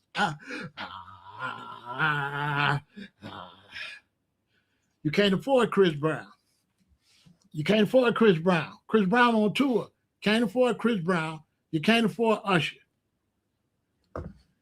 No. My Essence Fest right now, I'm saying, yeah, we're way to the Essence Fest. And then what y'all hear is, that's how I start. I kick it off. And I have all them old people out there, hey, because that's what they grew up on. Don't call it a comeback. I've been here for years. That's how I started. They gonna go crazy. That's the music they grew up on. Tell me I'm lying. Listen, they didn't grow up on LL Cool J. The Essence crowd. The Essence crowd didn't grow up on Come on, man. They grew up on LL Cool J. Y'all forget LL and them is old, bruh. That's the Essence crowd.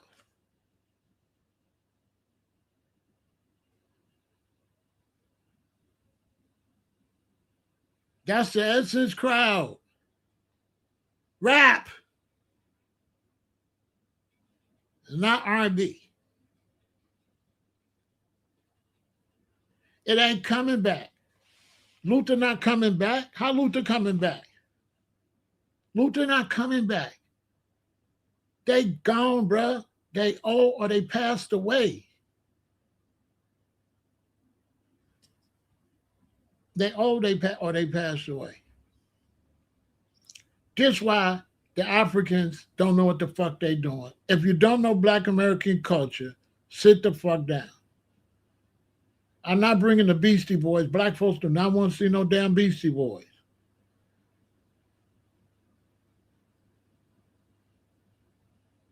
No. Before I bring the Beastie Boys, when LL leave, you're here. The Wild Wild West is do. The Wild Wild West is do. I'll bring Cool Mo D for our boy. Yeah, I'll bring Cool Mo D right out to LL because everybody remember the beat. Yeah, I bring Cool Mo D though.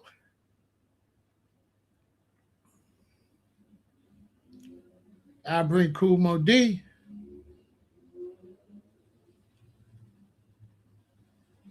Then you hear, ooh, ladies first, ladies first.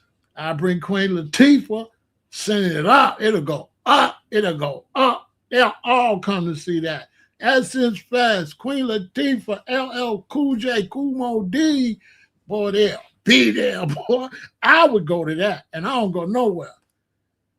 Yeah, see, if you want to sell something, you got to sell something you'll go to. If you won't go, don't sell it. I wouldn't go to none of that shit y'all talking about. But what I'm talking about, I'd be like, baby, we going to the Essence Fest. We going to the Essence Fest. Boy, they got Public Enemy, they got LL Cool J, they got Queen Latifah, they got Cool Mo D, Erica Badu. I have Erica Badu. They got Erica Badu. But you got to have a lot of rap because that's the rap group. You got to have rap. That's what they grew up on.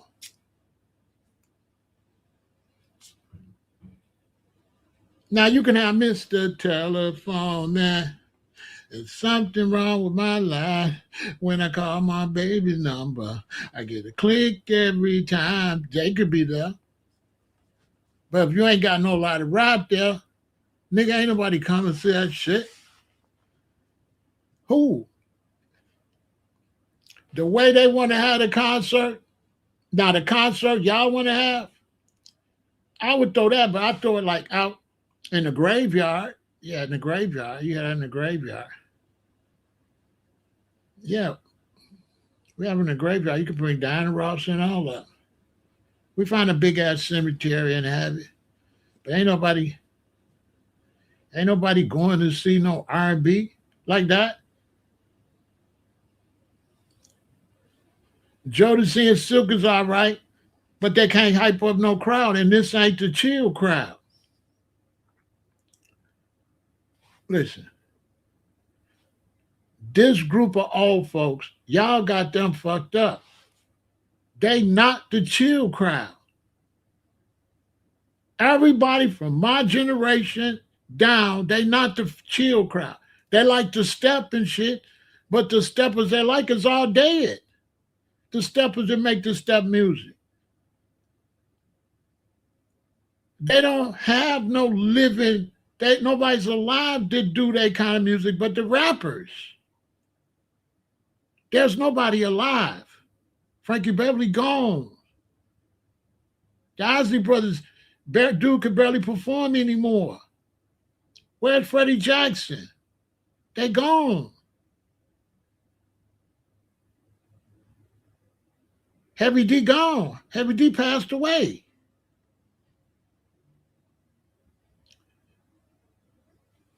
See, we talking business, right? We talking business, right? If you was an Essence Fest, could you afford Chris Brown and Usher? Yes or no? Just give me a yes or no. Can we talking business? I don't know if y'all talking business or y'all just saying shit. Can the Essence Fest afford Chris Brown and Usher? Just give me a yes or no. Because I'm talking business. Can they afford Chris Brown and Usher? Let's move on. All right. I'm talking realistic. I'm not talking on make believe shit. They can't afford Chris Brown. Never. They cannot afford Chris Brown ever. Chris Brown's not doing that.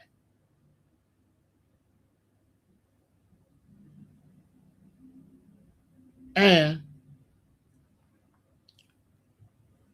if they want Essence Fest to pop off, that chill shit ain't it. I don't think some of y'all know what I'm saying. This next generation, they don't chill. They do a little chill, but they ain't really with the chill shit. That's just the hip hop generation. If listen, you not popping off no concert nowadays with oh baby, oh yeah, oh yeah. That ain't going nowhere in 20. Boy, that's not going nowhere in 2026, 2027. Don't nobody want to hear that shit but a few weirdos. If you want your festival to rock, you're going to have to pick it up.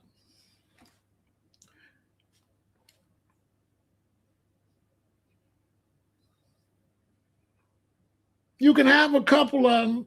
All I do is think about you night and day. And I love you. You can have a little bit of that. But if you want to throw a big festival nowadays, that music got to come up. You can't do that shit no more. There ain't nobody coming. They all dead or in the nursing home.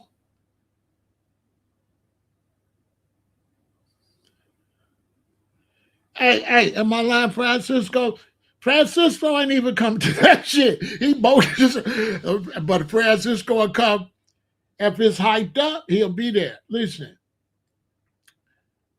you got to reinvent yourself sometime. The Essence Fest, yeah, they had a great history. They had the best music when that music was popping.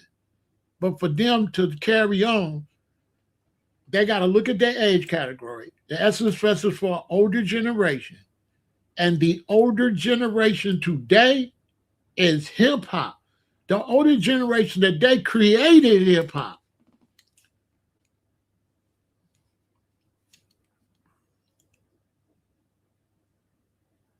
That's a fact. So this, if I got Essence Fest today, you out there, you're gonna hear hotel, motel, holiday inn.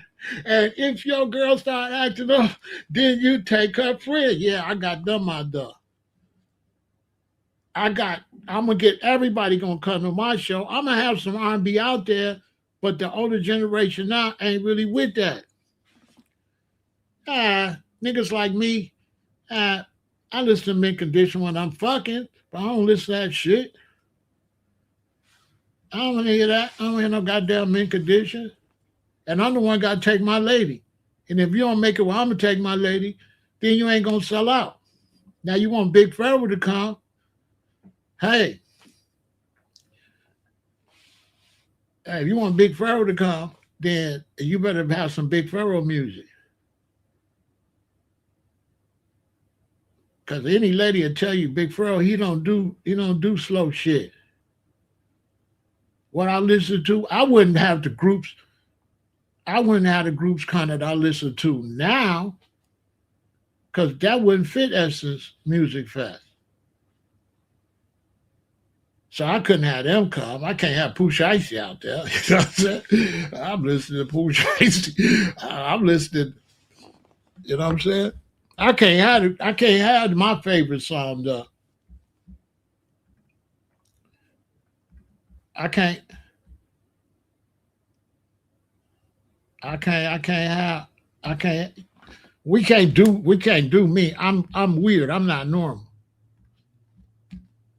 So we can't do me. I don't count. See, as a businessman, I can't bring what I want to bring. We talking business. We ain't talking personal. I'm a businessman. I'm gonna bring what I know the crowd want to hear. I can't bring. I can't bring what I want to hear. Come on now.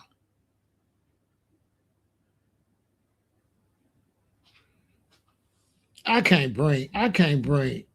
Come on. I don't count. See, as a businessman, I don't count. I can't bring. I can't bring.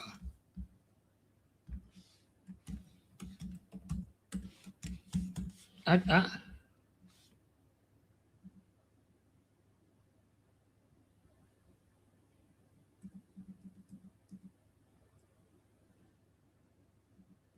yeah. I can't. I can't.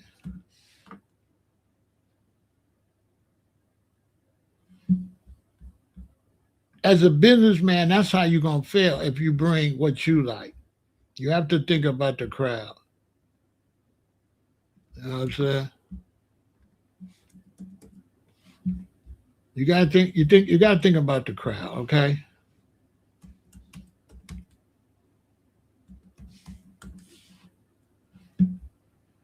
You can't. You can't. You can't bring what you know what I'm saying. I can't bring what I listen to. That won't work. You know what I'm saying? Yeah, that won't work.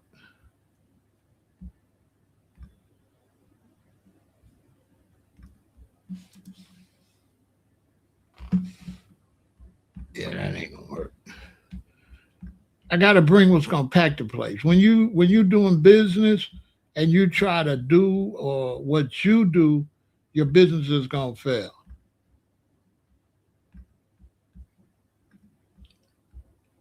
So it would fail if I, you know what I'm saying? Because I'm weird, and then what I'm gonna listen to, I gotta have too much security and all that.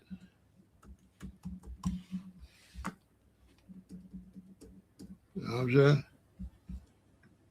I can't do that. That don't make no sense.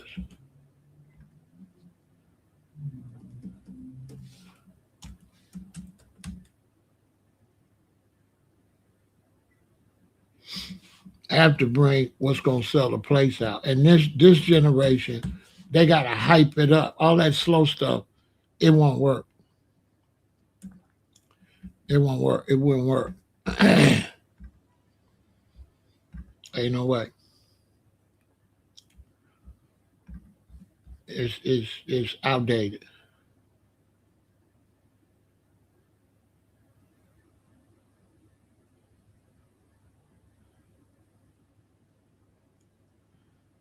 But you can't bring. Hell no. I messed the whole festival up. You know who I had there. Hell no. You can't have. Yeah, I can't. No, I can't bring. I can't bring my kind of music. That's why I'm a good businessman. I know I don't count. I know I don't count because if I'm having one of the Young Miami coming out there. So no, don't talk about me. Let's talk. Let's keep it on. Uh, uh, uh. Yeah, let's not talk about me. I'm irrelevant. I don't count. I'm not normal.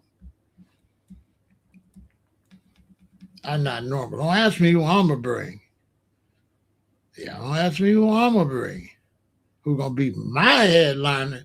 It ain't gonna be at no S's Music Fest. That's for sure. You know what I'm saying? My fest would be like Poppin' Like It's Hot Fest, Sparrow Poppin' Like It's Hot Fest or something. Yeah, y'all welcome to the Get That Bag Fest. Yeah, we getting sad. We getting money. Yeah, that'd be my fest to get the bag fest. It's popping. But the Essence Fest, I'm looking, okay, the Essence Fest, the older generation. What's the older generation? Okay, I'm 67. The music would be in a certain period. So we looking at The hottest music for that generation would be Rap City the Basement. Donnie Simpson was like falling off. 106 in Park was kind of there, would be that generation. So to get that generation, I'm looking at Foxy Brown, Little Kim, Queen Latifah, uh, Jodeci, maybe. Jodeci. That's on the edge, but I'm trying to make money. So fuck them. I'm trying to get the younger group to come. We trying to get the bag. We ain't doing this ain't church. So I'm trying to get the bag. So I'm going for the 30 to 45-year olds heavy. Right? I'm going for the 30 and 40. And I'm bringing mothers that can really perform. Jodeci is whack live. Like a bunch of old drunks and dope fiends. No, you can't get on my stage. Go clean yourself up. Because I'm responsible for putting on a good show. And Jodeci show sucks. Right? So I'm glad y'all watching so I can show you professionalism. Now, you got to be professional. I don't give a damn how many hit records you got.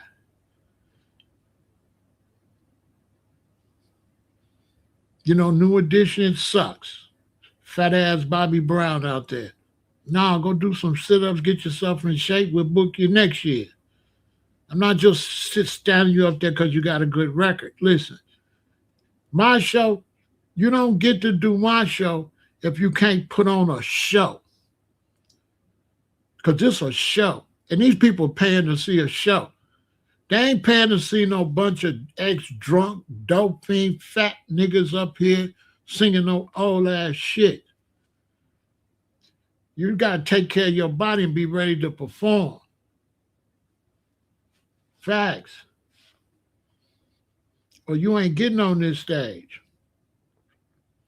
New Edition look horrible. Cause I've seen the hot New Edition when they was popping. Ain't no way I'd pay this New Edition. 25 to 35, hell no. No. Let me tell you something. 25 to 60. 25 to 60, 25 to 65. That's where the money at. The ones that got that vacation money, the ones that got that money, got that retirement money, the ones that really want to travel,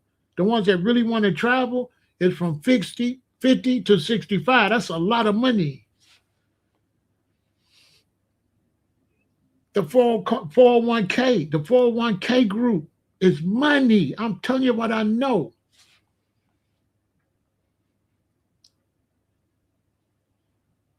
The ones that don't want to be in the house, 50-year-old women from 50 to 65 is outside. Ask somebody.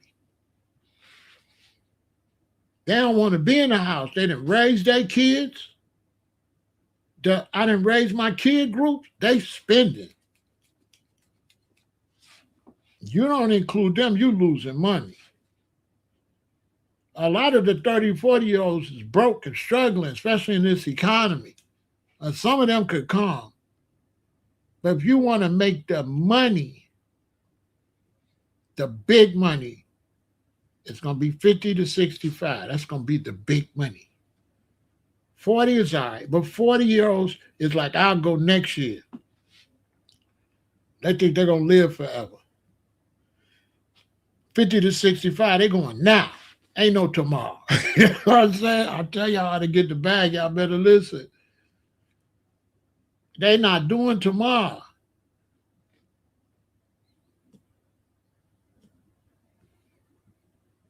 You remember, I'm 67.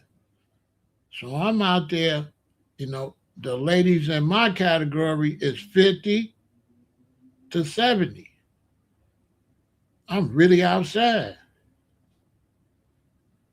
A 55-year-old one I'm talking to, she ready to go now, right now. All I got said, babe, I don't even have to ask her. Babe, we going to the Essence Fest. I gotta go get me something to wear. That's gonna be her response. She ain't gonna ask you when it is. You know what I'm saying? She, 50. Hey, ladies, would y'all tell them I know what I'm talking about? 50 to 65, and you say, babe, we're going to the Essence Fest. I would probably book Earth, Wind, and Fire if I can afford it at the Essence Fest. I would probably book them. They still touring. They probably Earth, Wind, and Fire. The Commodores, do they got Lionel Richie? Because if I book the Commodores, me, uh,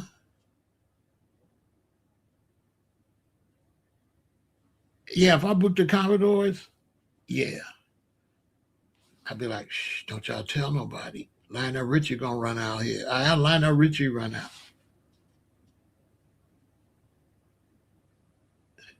Or I'll promote it.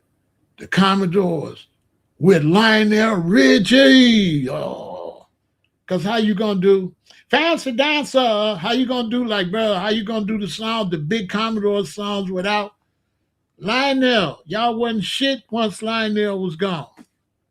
What? I ain't booking the Commodores without Lionel Richie. I would never book them. Not with not no.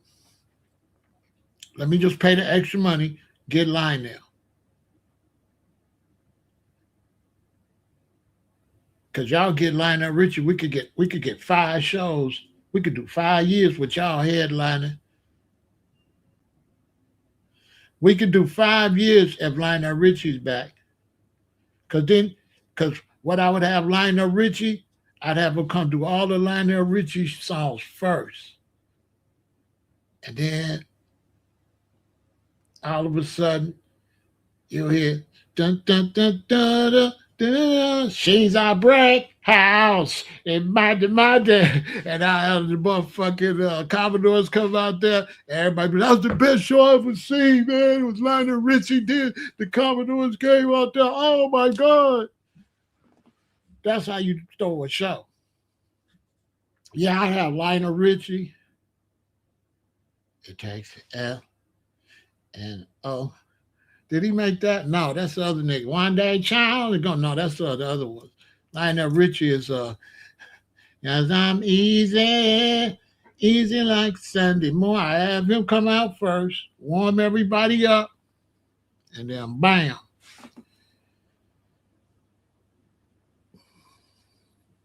And if I can't get you this year, call me when I can get you, because this the Essence Fest and we the bestest fest. You know what I'm saying? But I wouldn't have no, boy, you trying to get money. I'm not bringing no Africans or nobody at the FBA tripping. Lionel do the show. I pay him extra because it's 2 shows. He performing as Lionel Richie and he performing with the Commodores. They should never host Essence Fest in Chicago without tapping in. No, they should never have Essence Fest here ever. They got to have Essence Fest down south in a warm place. They shouldn't have Essence Fest in Chicago be trash and disrespectful. See, I'm glad you said that. See, G, right there's a lot of little nuances to this. And Essence Fest is for is Southern Black Americans from the South. They ain't gonna like you moving it to the North. They ain't gonna like that. That's their festival. This why these people, when they throwing this stuff, they got to know G Rock. They got to know the little quirks about foundational Black Americans. If you take the Essence Fest from down south, hey, people gonna be pissed. Boy, hey, G Rock, they gonna be pissed. It's got to be New Orleans, Texas. It's gotta be down south. Gotta be.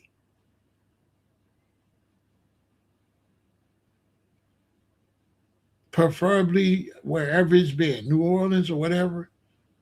It's got to be down south. It's got to be down south. It cannot move from down south, preferably wherever city is being held at.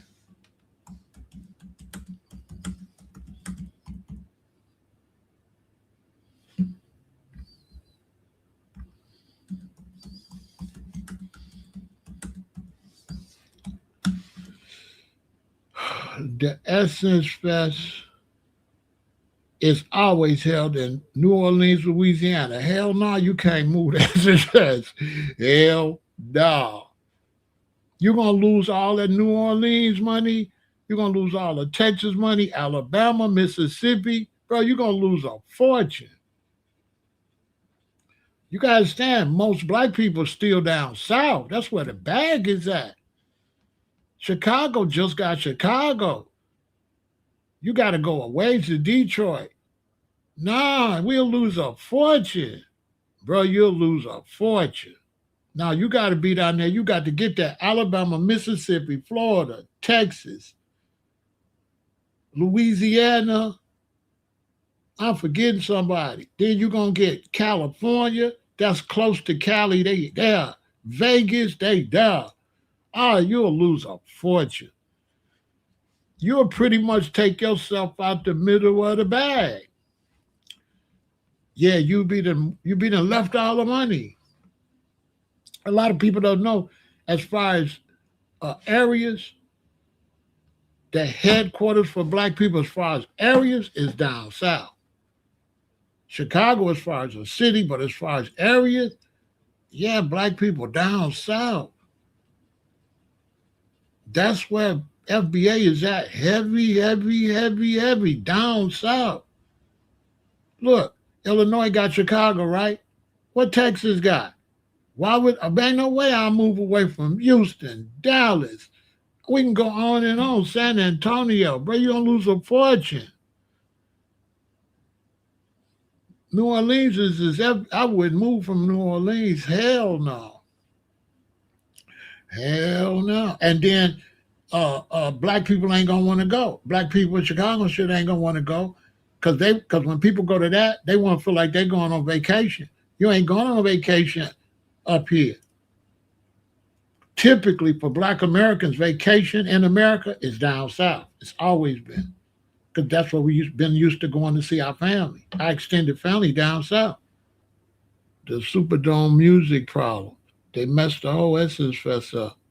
The main reason the evening concert struggled to fill the stadium seats was a strategic choice in talent booking, the superstar deficit.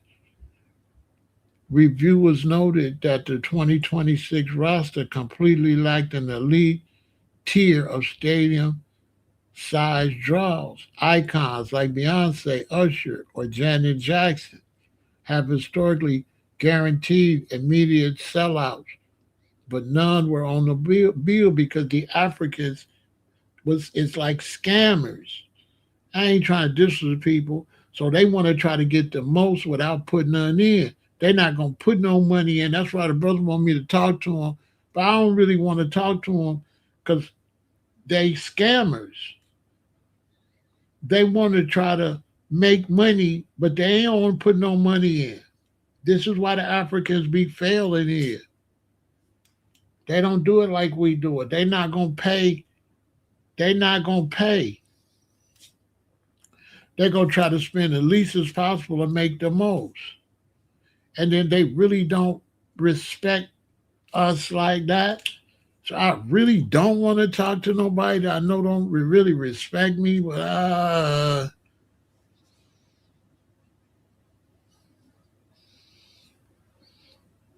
see, because when you start talking about Beyonce and Usher, you ain't talking the same. Yesterday price is not the same today's price.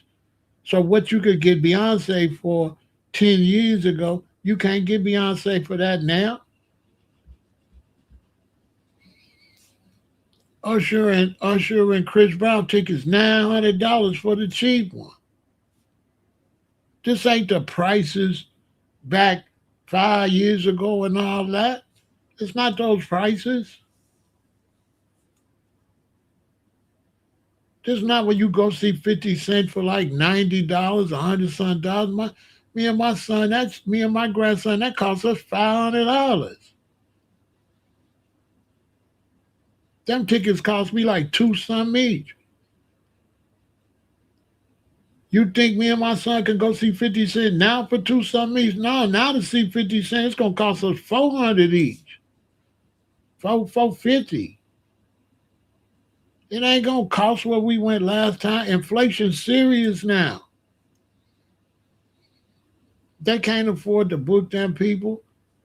You know what? How much it'll cost you to get in there if they had a Beyonce or Usher? And then Janet Jackson. Don't nobody want to see Janet Jackson no more. Like Janet Jackson is washed up.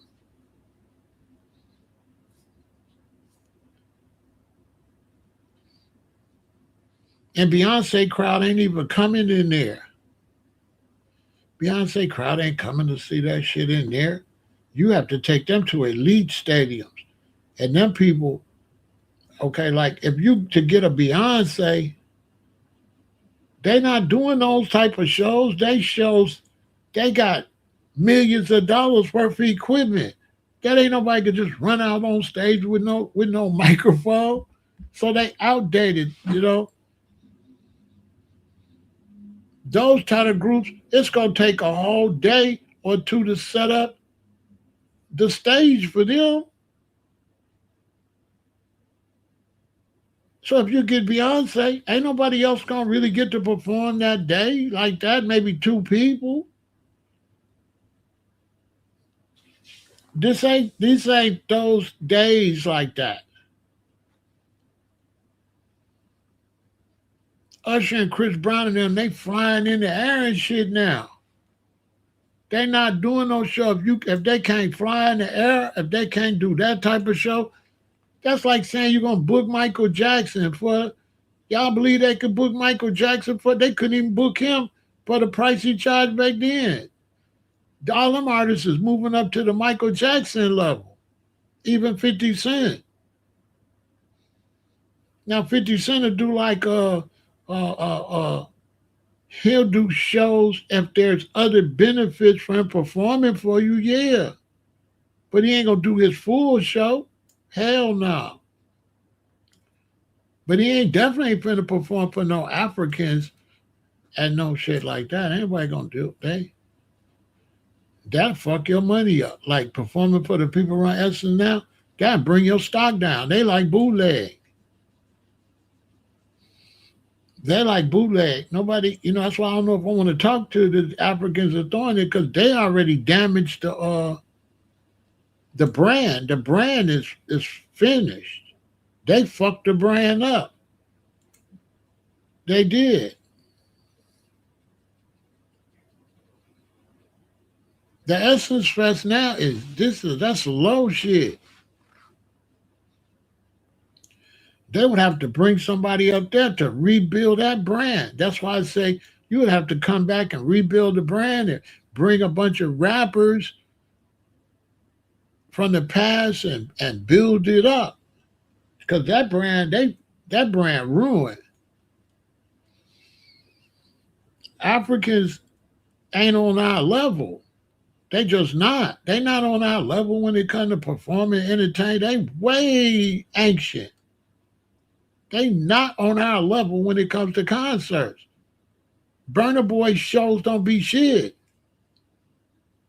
His show ain't like no 50 Cent or no Beyonce or nothing. Burna Boy is just like some African on stage. I'm telling you. That's their biggest artist. His shows is primitive.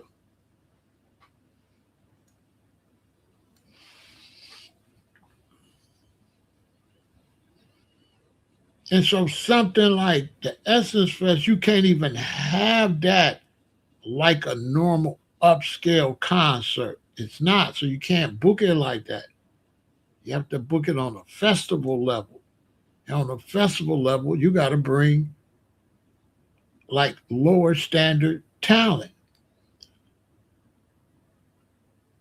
You're not going to get the top performers because they want to do whole stadiums. They don't want to do no damn festival. You ain't getting Beyonce at no damn festival. Beyonce at a festival mean her career is over. Facts. You got to get Patti LaBelle, Stephanie Mills. I be outside. I just don't be telling y'all where I be at. Essence Fest got to get Stephanie Mills, Patti LaBelle. FBA is the new thing. Seriously. Between last year, this time, and now, how many black people identify as FBA is going through the roof. By next year, Black America is going to be FBA, period. By next fall, that will be our official year. They'll be looking to put that on the census by next year. Yeah, that's going on the census. Yeah, people thought it was a joke. Keep thinking that. You got white news people and stuff discussing FBA right now. Like right now, they discussing FBA on the news, like they foundation of Black Americans. But Beyonce is bigger than life.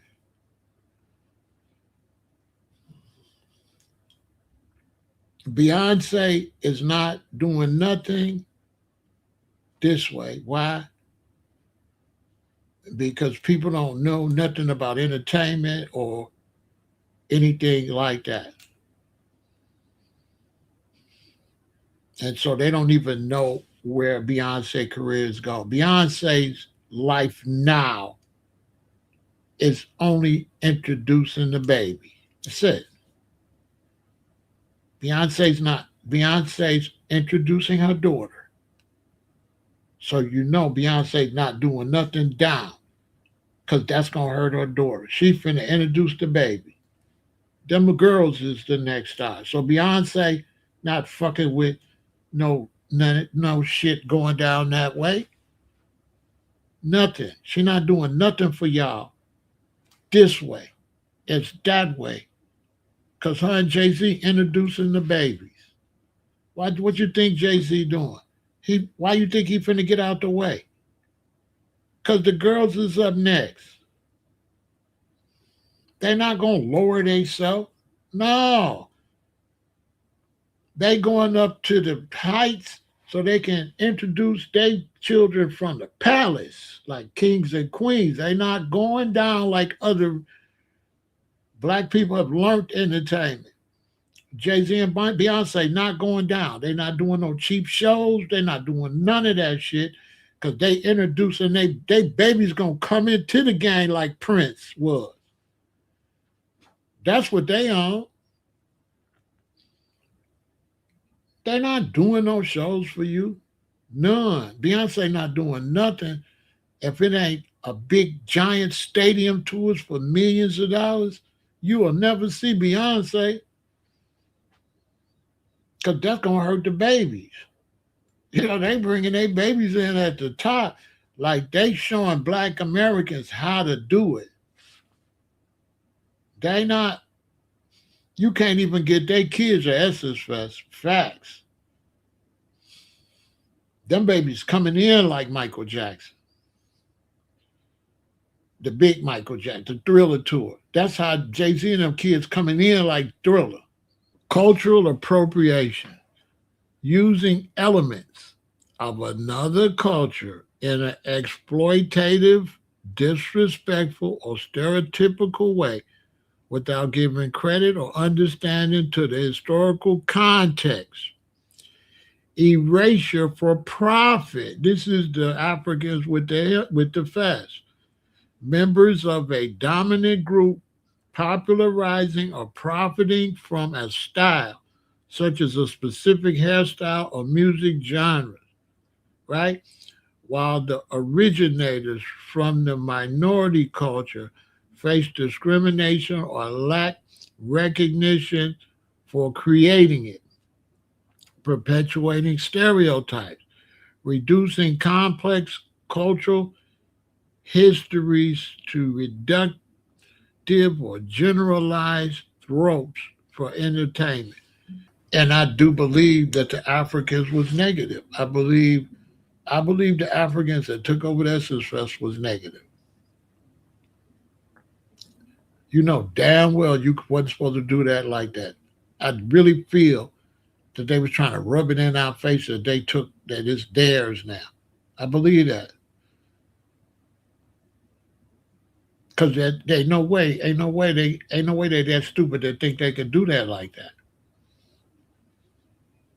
I think I think I think Africans in the United States, when you look back at history, they made a big mistake. I don't think they. I think socially Africans ruined themselves because I think a lot of Africans came here and tried to go in an economical battle with us and a social battle with us, which was the worst thing they could have did because they wasn't paying attention to the Republicans and to the whites, and they gonna lose. They came into a white dominated country and let the whites see them going against the blacks that are more closer to those whites, even though there's a separation. Black immigrants made a bad mistake letting white people see they don't really deal with us as the worst thing ever. It's just like me going to school. I always bring that up and letting the kids know that me and my sister, my mother always said, don't do that because then they're gonna get you. And the worst thing black immigrants did is when social media came was to let white supremacists and white businesses see them beefing with us. The best thing that the black immigrants could have did, even if we was coming to them, even if we was bringing like negativity to them, if I was in a leadership position for black immigrants, I would have told them always take the road to try to uh, go the right way with the black Americans. So if the black Americans were disrespecting all that, the Africans should have took the path. No, brother, don't do like that. Brother, we love y'all. That's the path that no matter how bad it got on this side, if I had leadership over the Africans in front of white American, I would have had the Africans always be like, nah, brother, it ain't gotta be like that. We love y'all, no matter what. Even if the black Americans is wrong, my advice would have been to the Africans is don't worry about how bad, how much out of line that black Americans is. Look out for yourself. And your best interest is not going to be to let white America see you go against black Americans.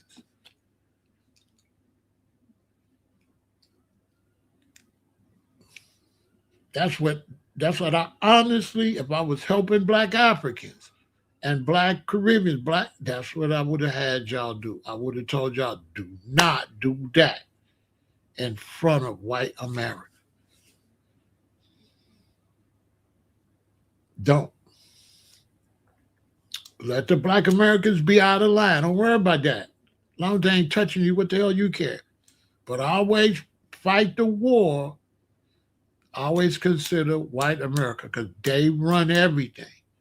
So all the black immigrants should have only thought about was how everything worked out in front of white Americans. And they didn't do that. They got out here all sloppy. And the white Americans is never going to choose your side.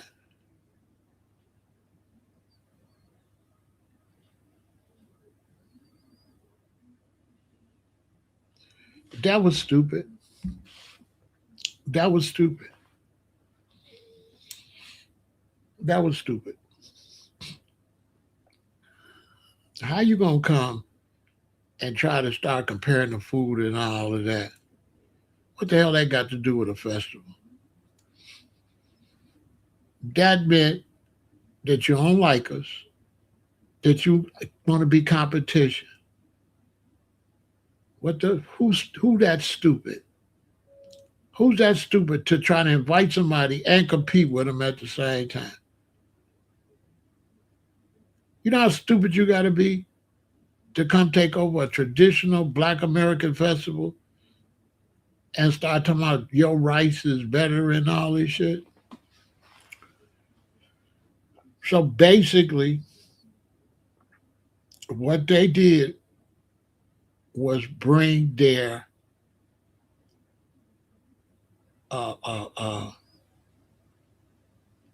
African, right? That shit they do in Africa, they brought over here. Basic. That's what they did.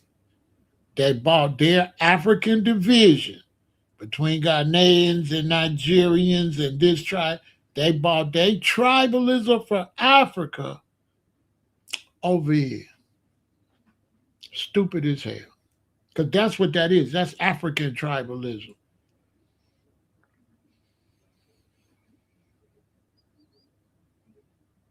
That's some shit. You ain't never gonna see no Black Americans compare no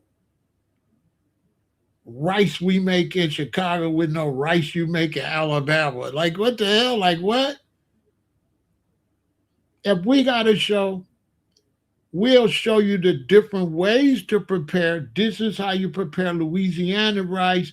This is how you prepare this rice. But we'll never try to say which one of our things is better than the other brothers and sisters. That's some stupid African shit. Seriously, that's some comparing rice. How professional that sound? Do that sound like multimillionaires who got the best goddamn rice? How much money that's gonna make? How many tickets that gonna sell? What kind of dumbass gonna come to the United States and compare Black American rice and then invite and say and have a bunch of people say they rice better and think that the Black American gonna come to your goddamn show? Now your show is an African show. Ain't nobody going that shit. Every year, the fest's gonna go down. And this is what the Africans don't understand. Once, who gonna perform for you? Because what the Africans that throwing the Essence Fest did, they drew a line in the sand with the artists. So my artist is definitely not performing there because my artist is gonna lose fans. Duh. Look, am I lying? If you piss off foundational Black Americans and they feel like you disrespecting them with your festival, if a Black American group do the festival, aren't they going to be considered a sellout? And aren't they going to lose fans? Yes, they are going to lose fans because now they just want to do music. They don't want to be involved with no this side and that side. And once you create this side versus that side, ain't nobody gonna want to, like, if I'm managing a group, we definitely not doing that show. I don't care if it's Patti LaBelle, whatever. No, we're not doing that show. I don't want my artists associated with the Essence Festival. No way.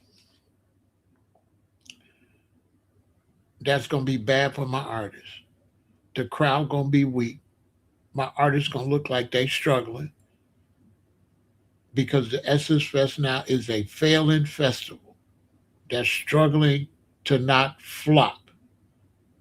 It's not popping no more. Stupid.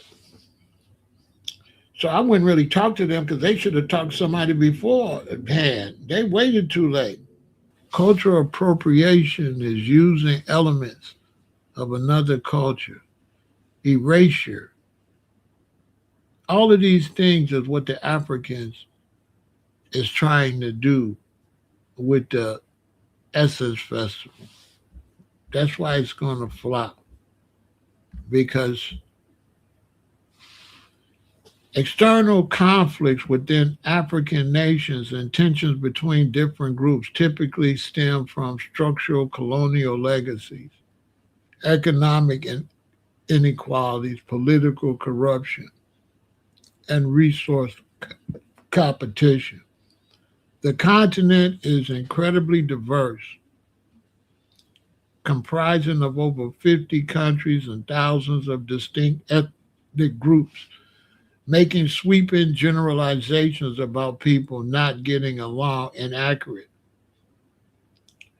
However, specific tensions and conflicts are frequently driven by systemic issues, colonial borders. European powers drew arbitrary borders during the 1884 Berlin Conference, grouping historically rival or distinct ethnic groups into single nation states, which often created long term governance and identity struggles.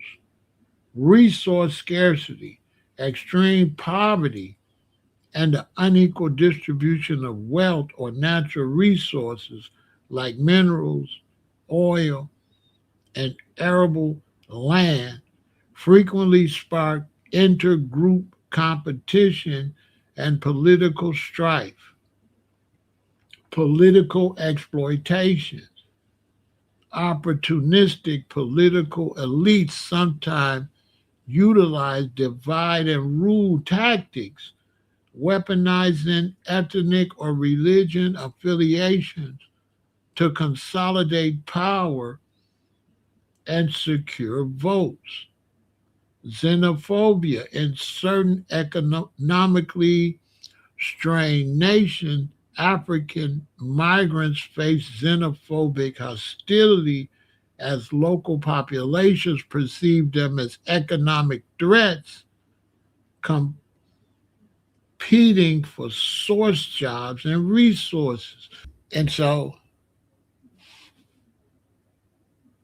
when I think about the Essence Fest, this is the song I think about. They smile in your face all the time. They want to take your place.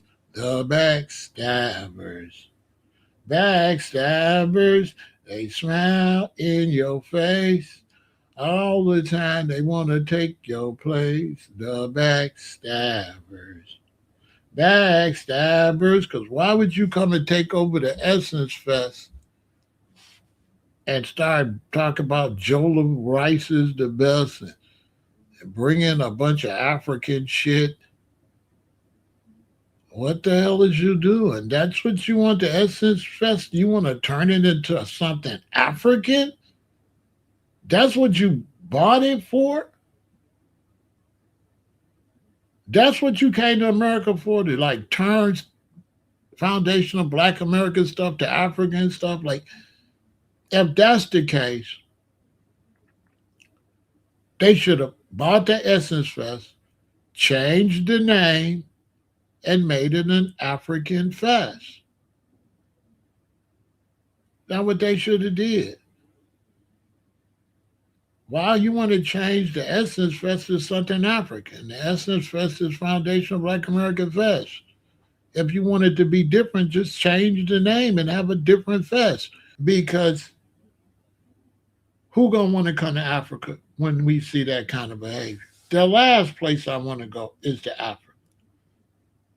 If you come over here and don't have no respect for us and take our different cultures and stuff and buy it, take your little money and buy into it and try to change our stuff into your stuff, why would we want to come to Africa?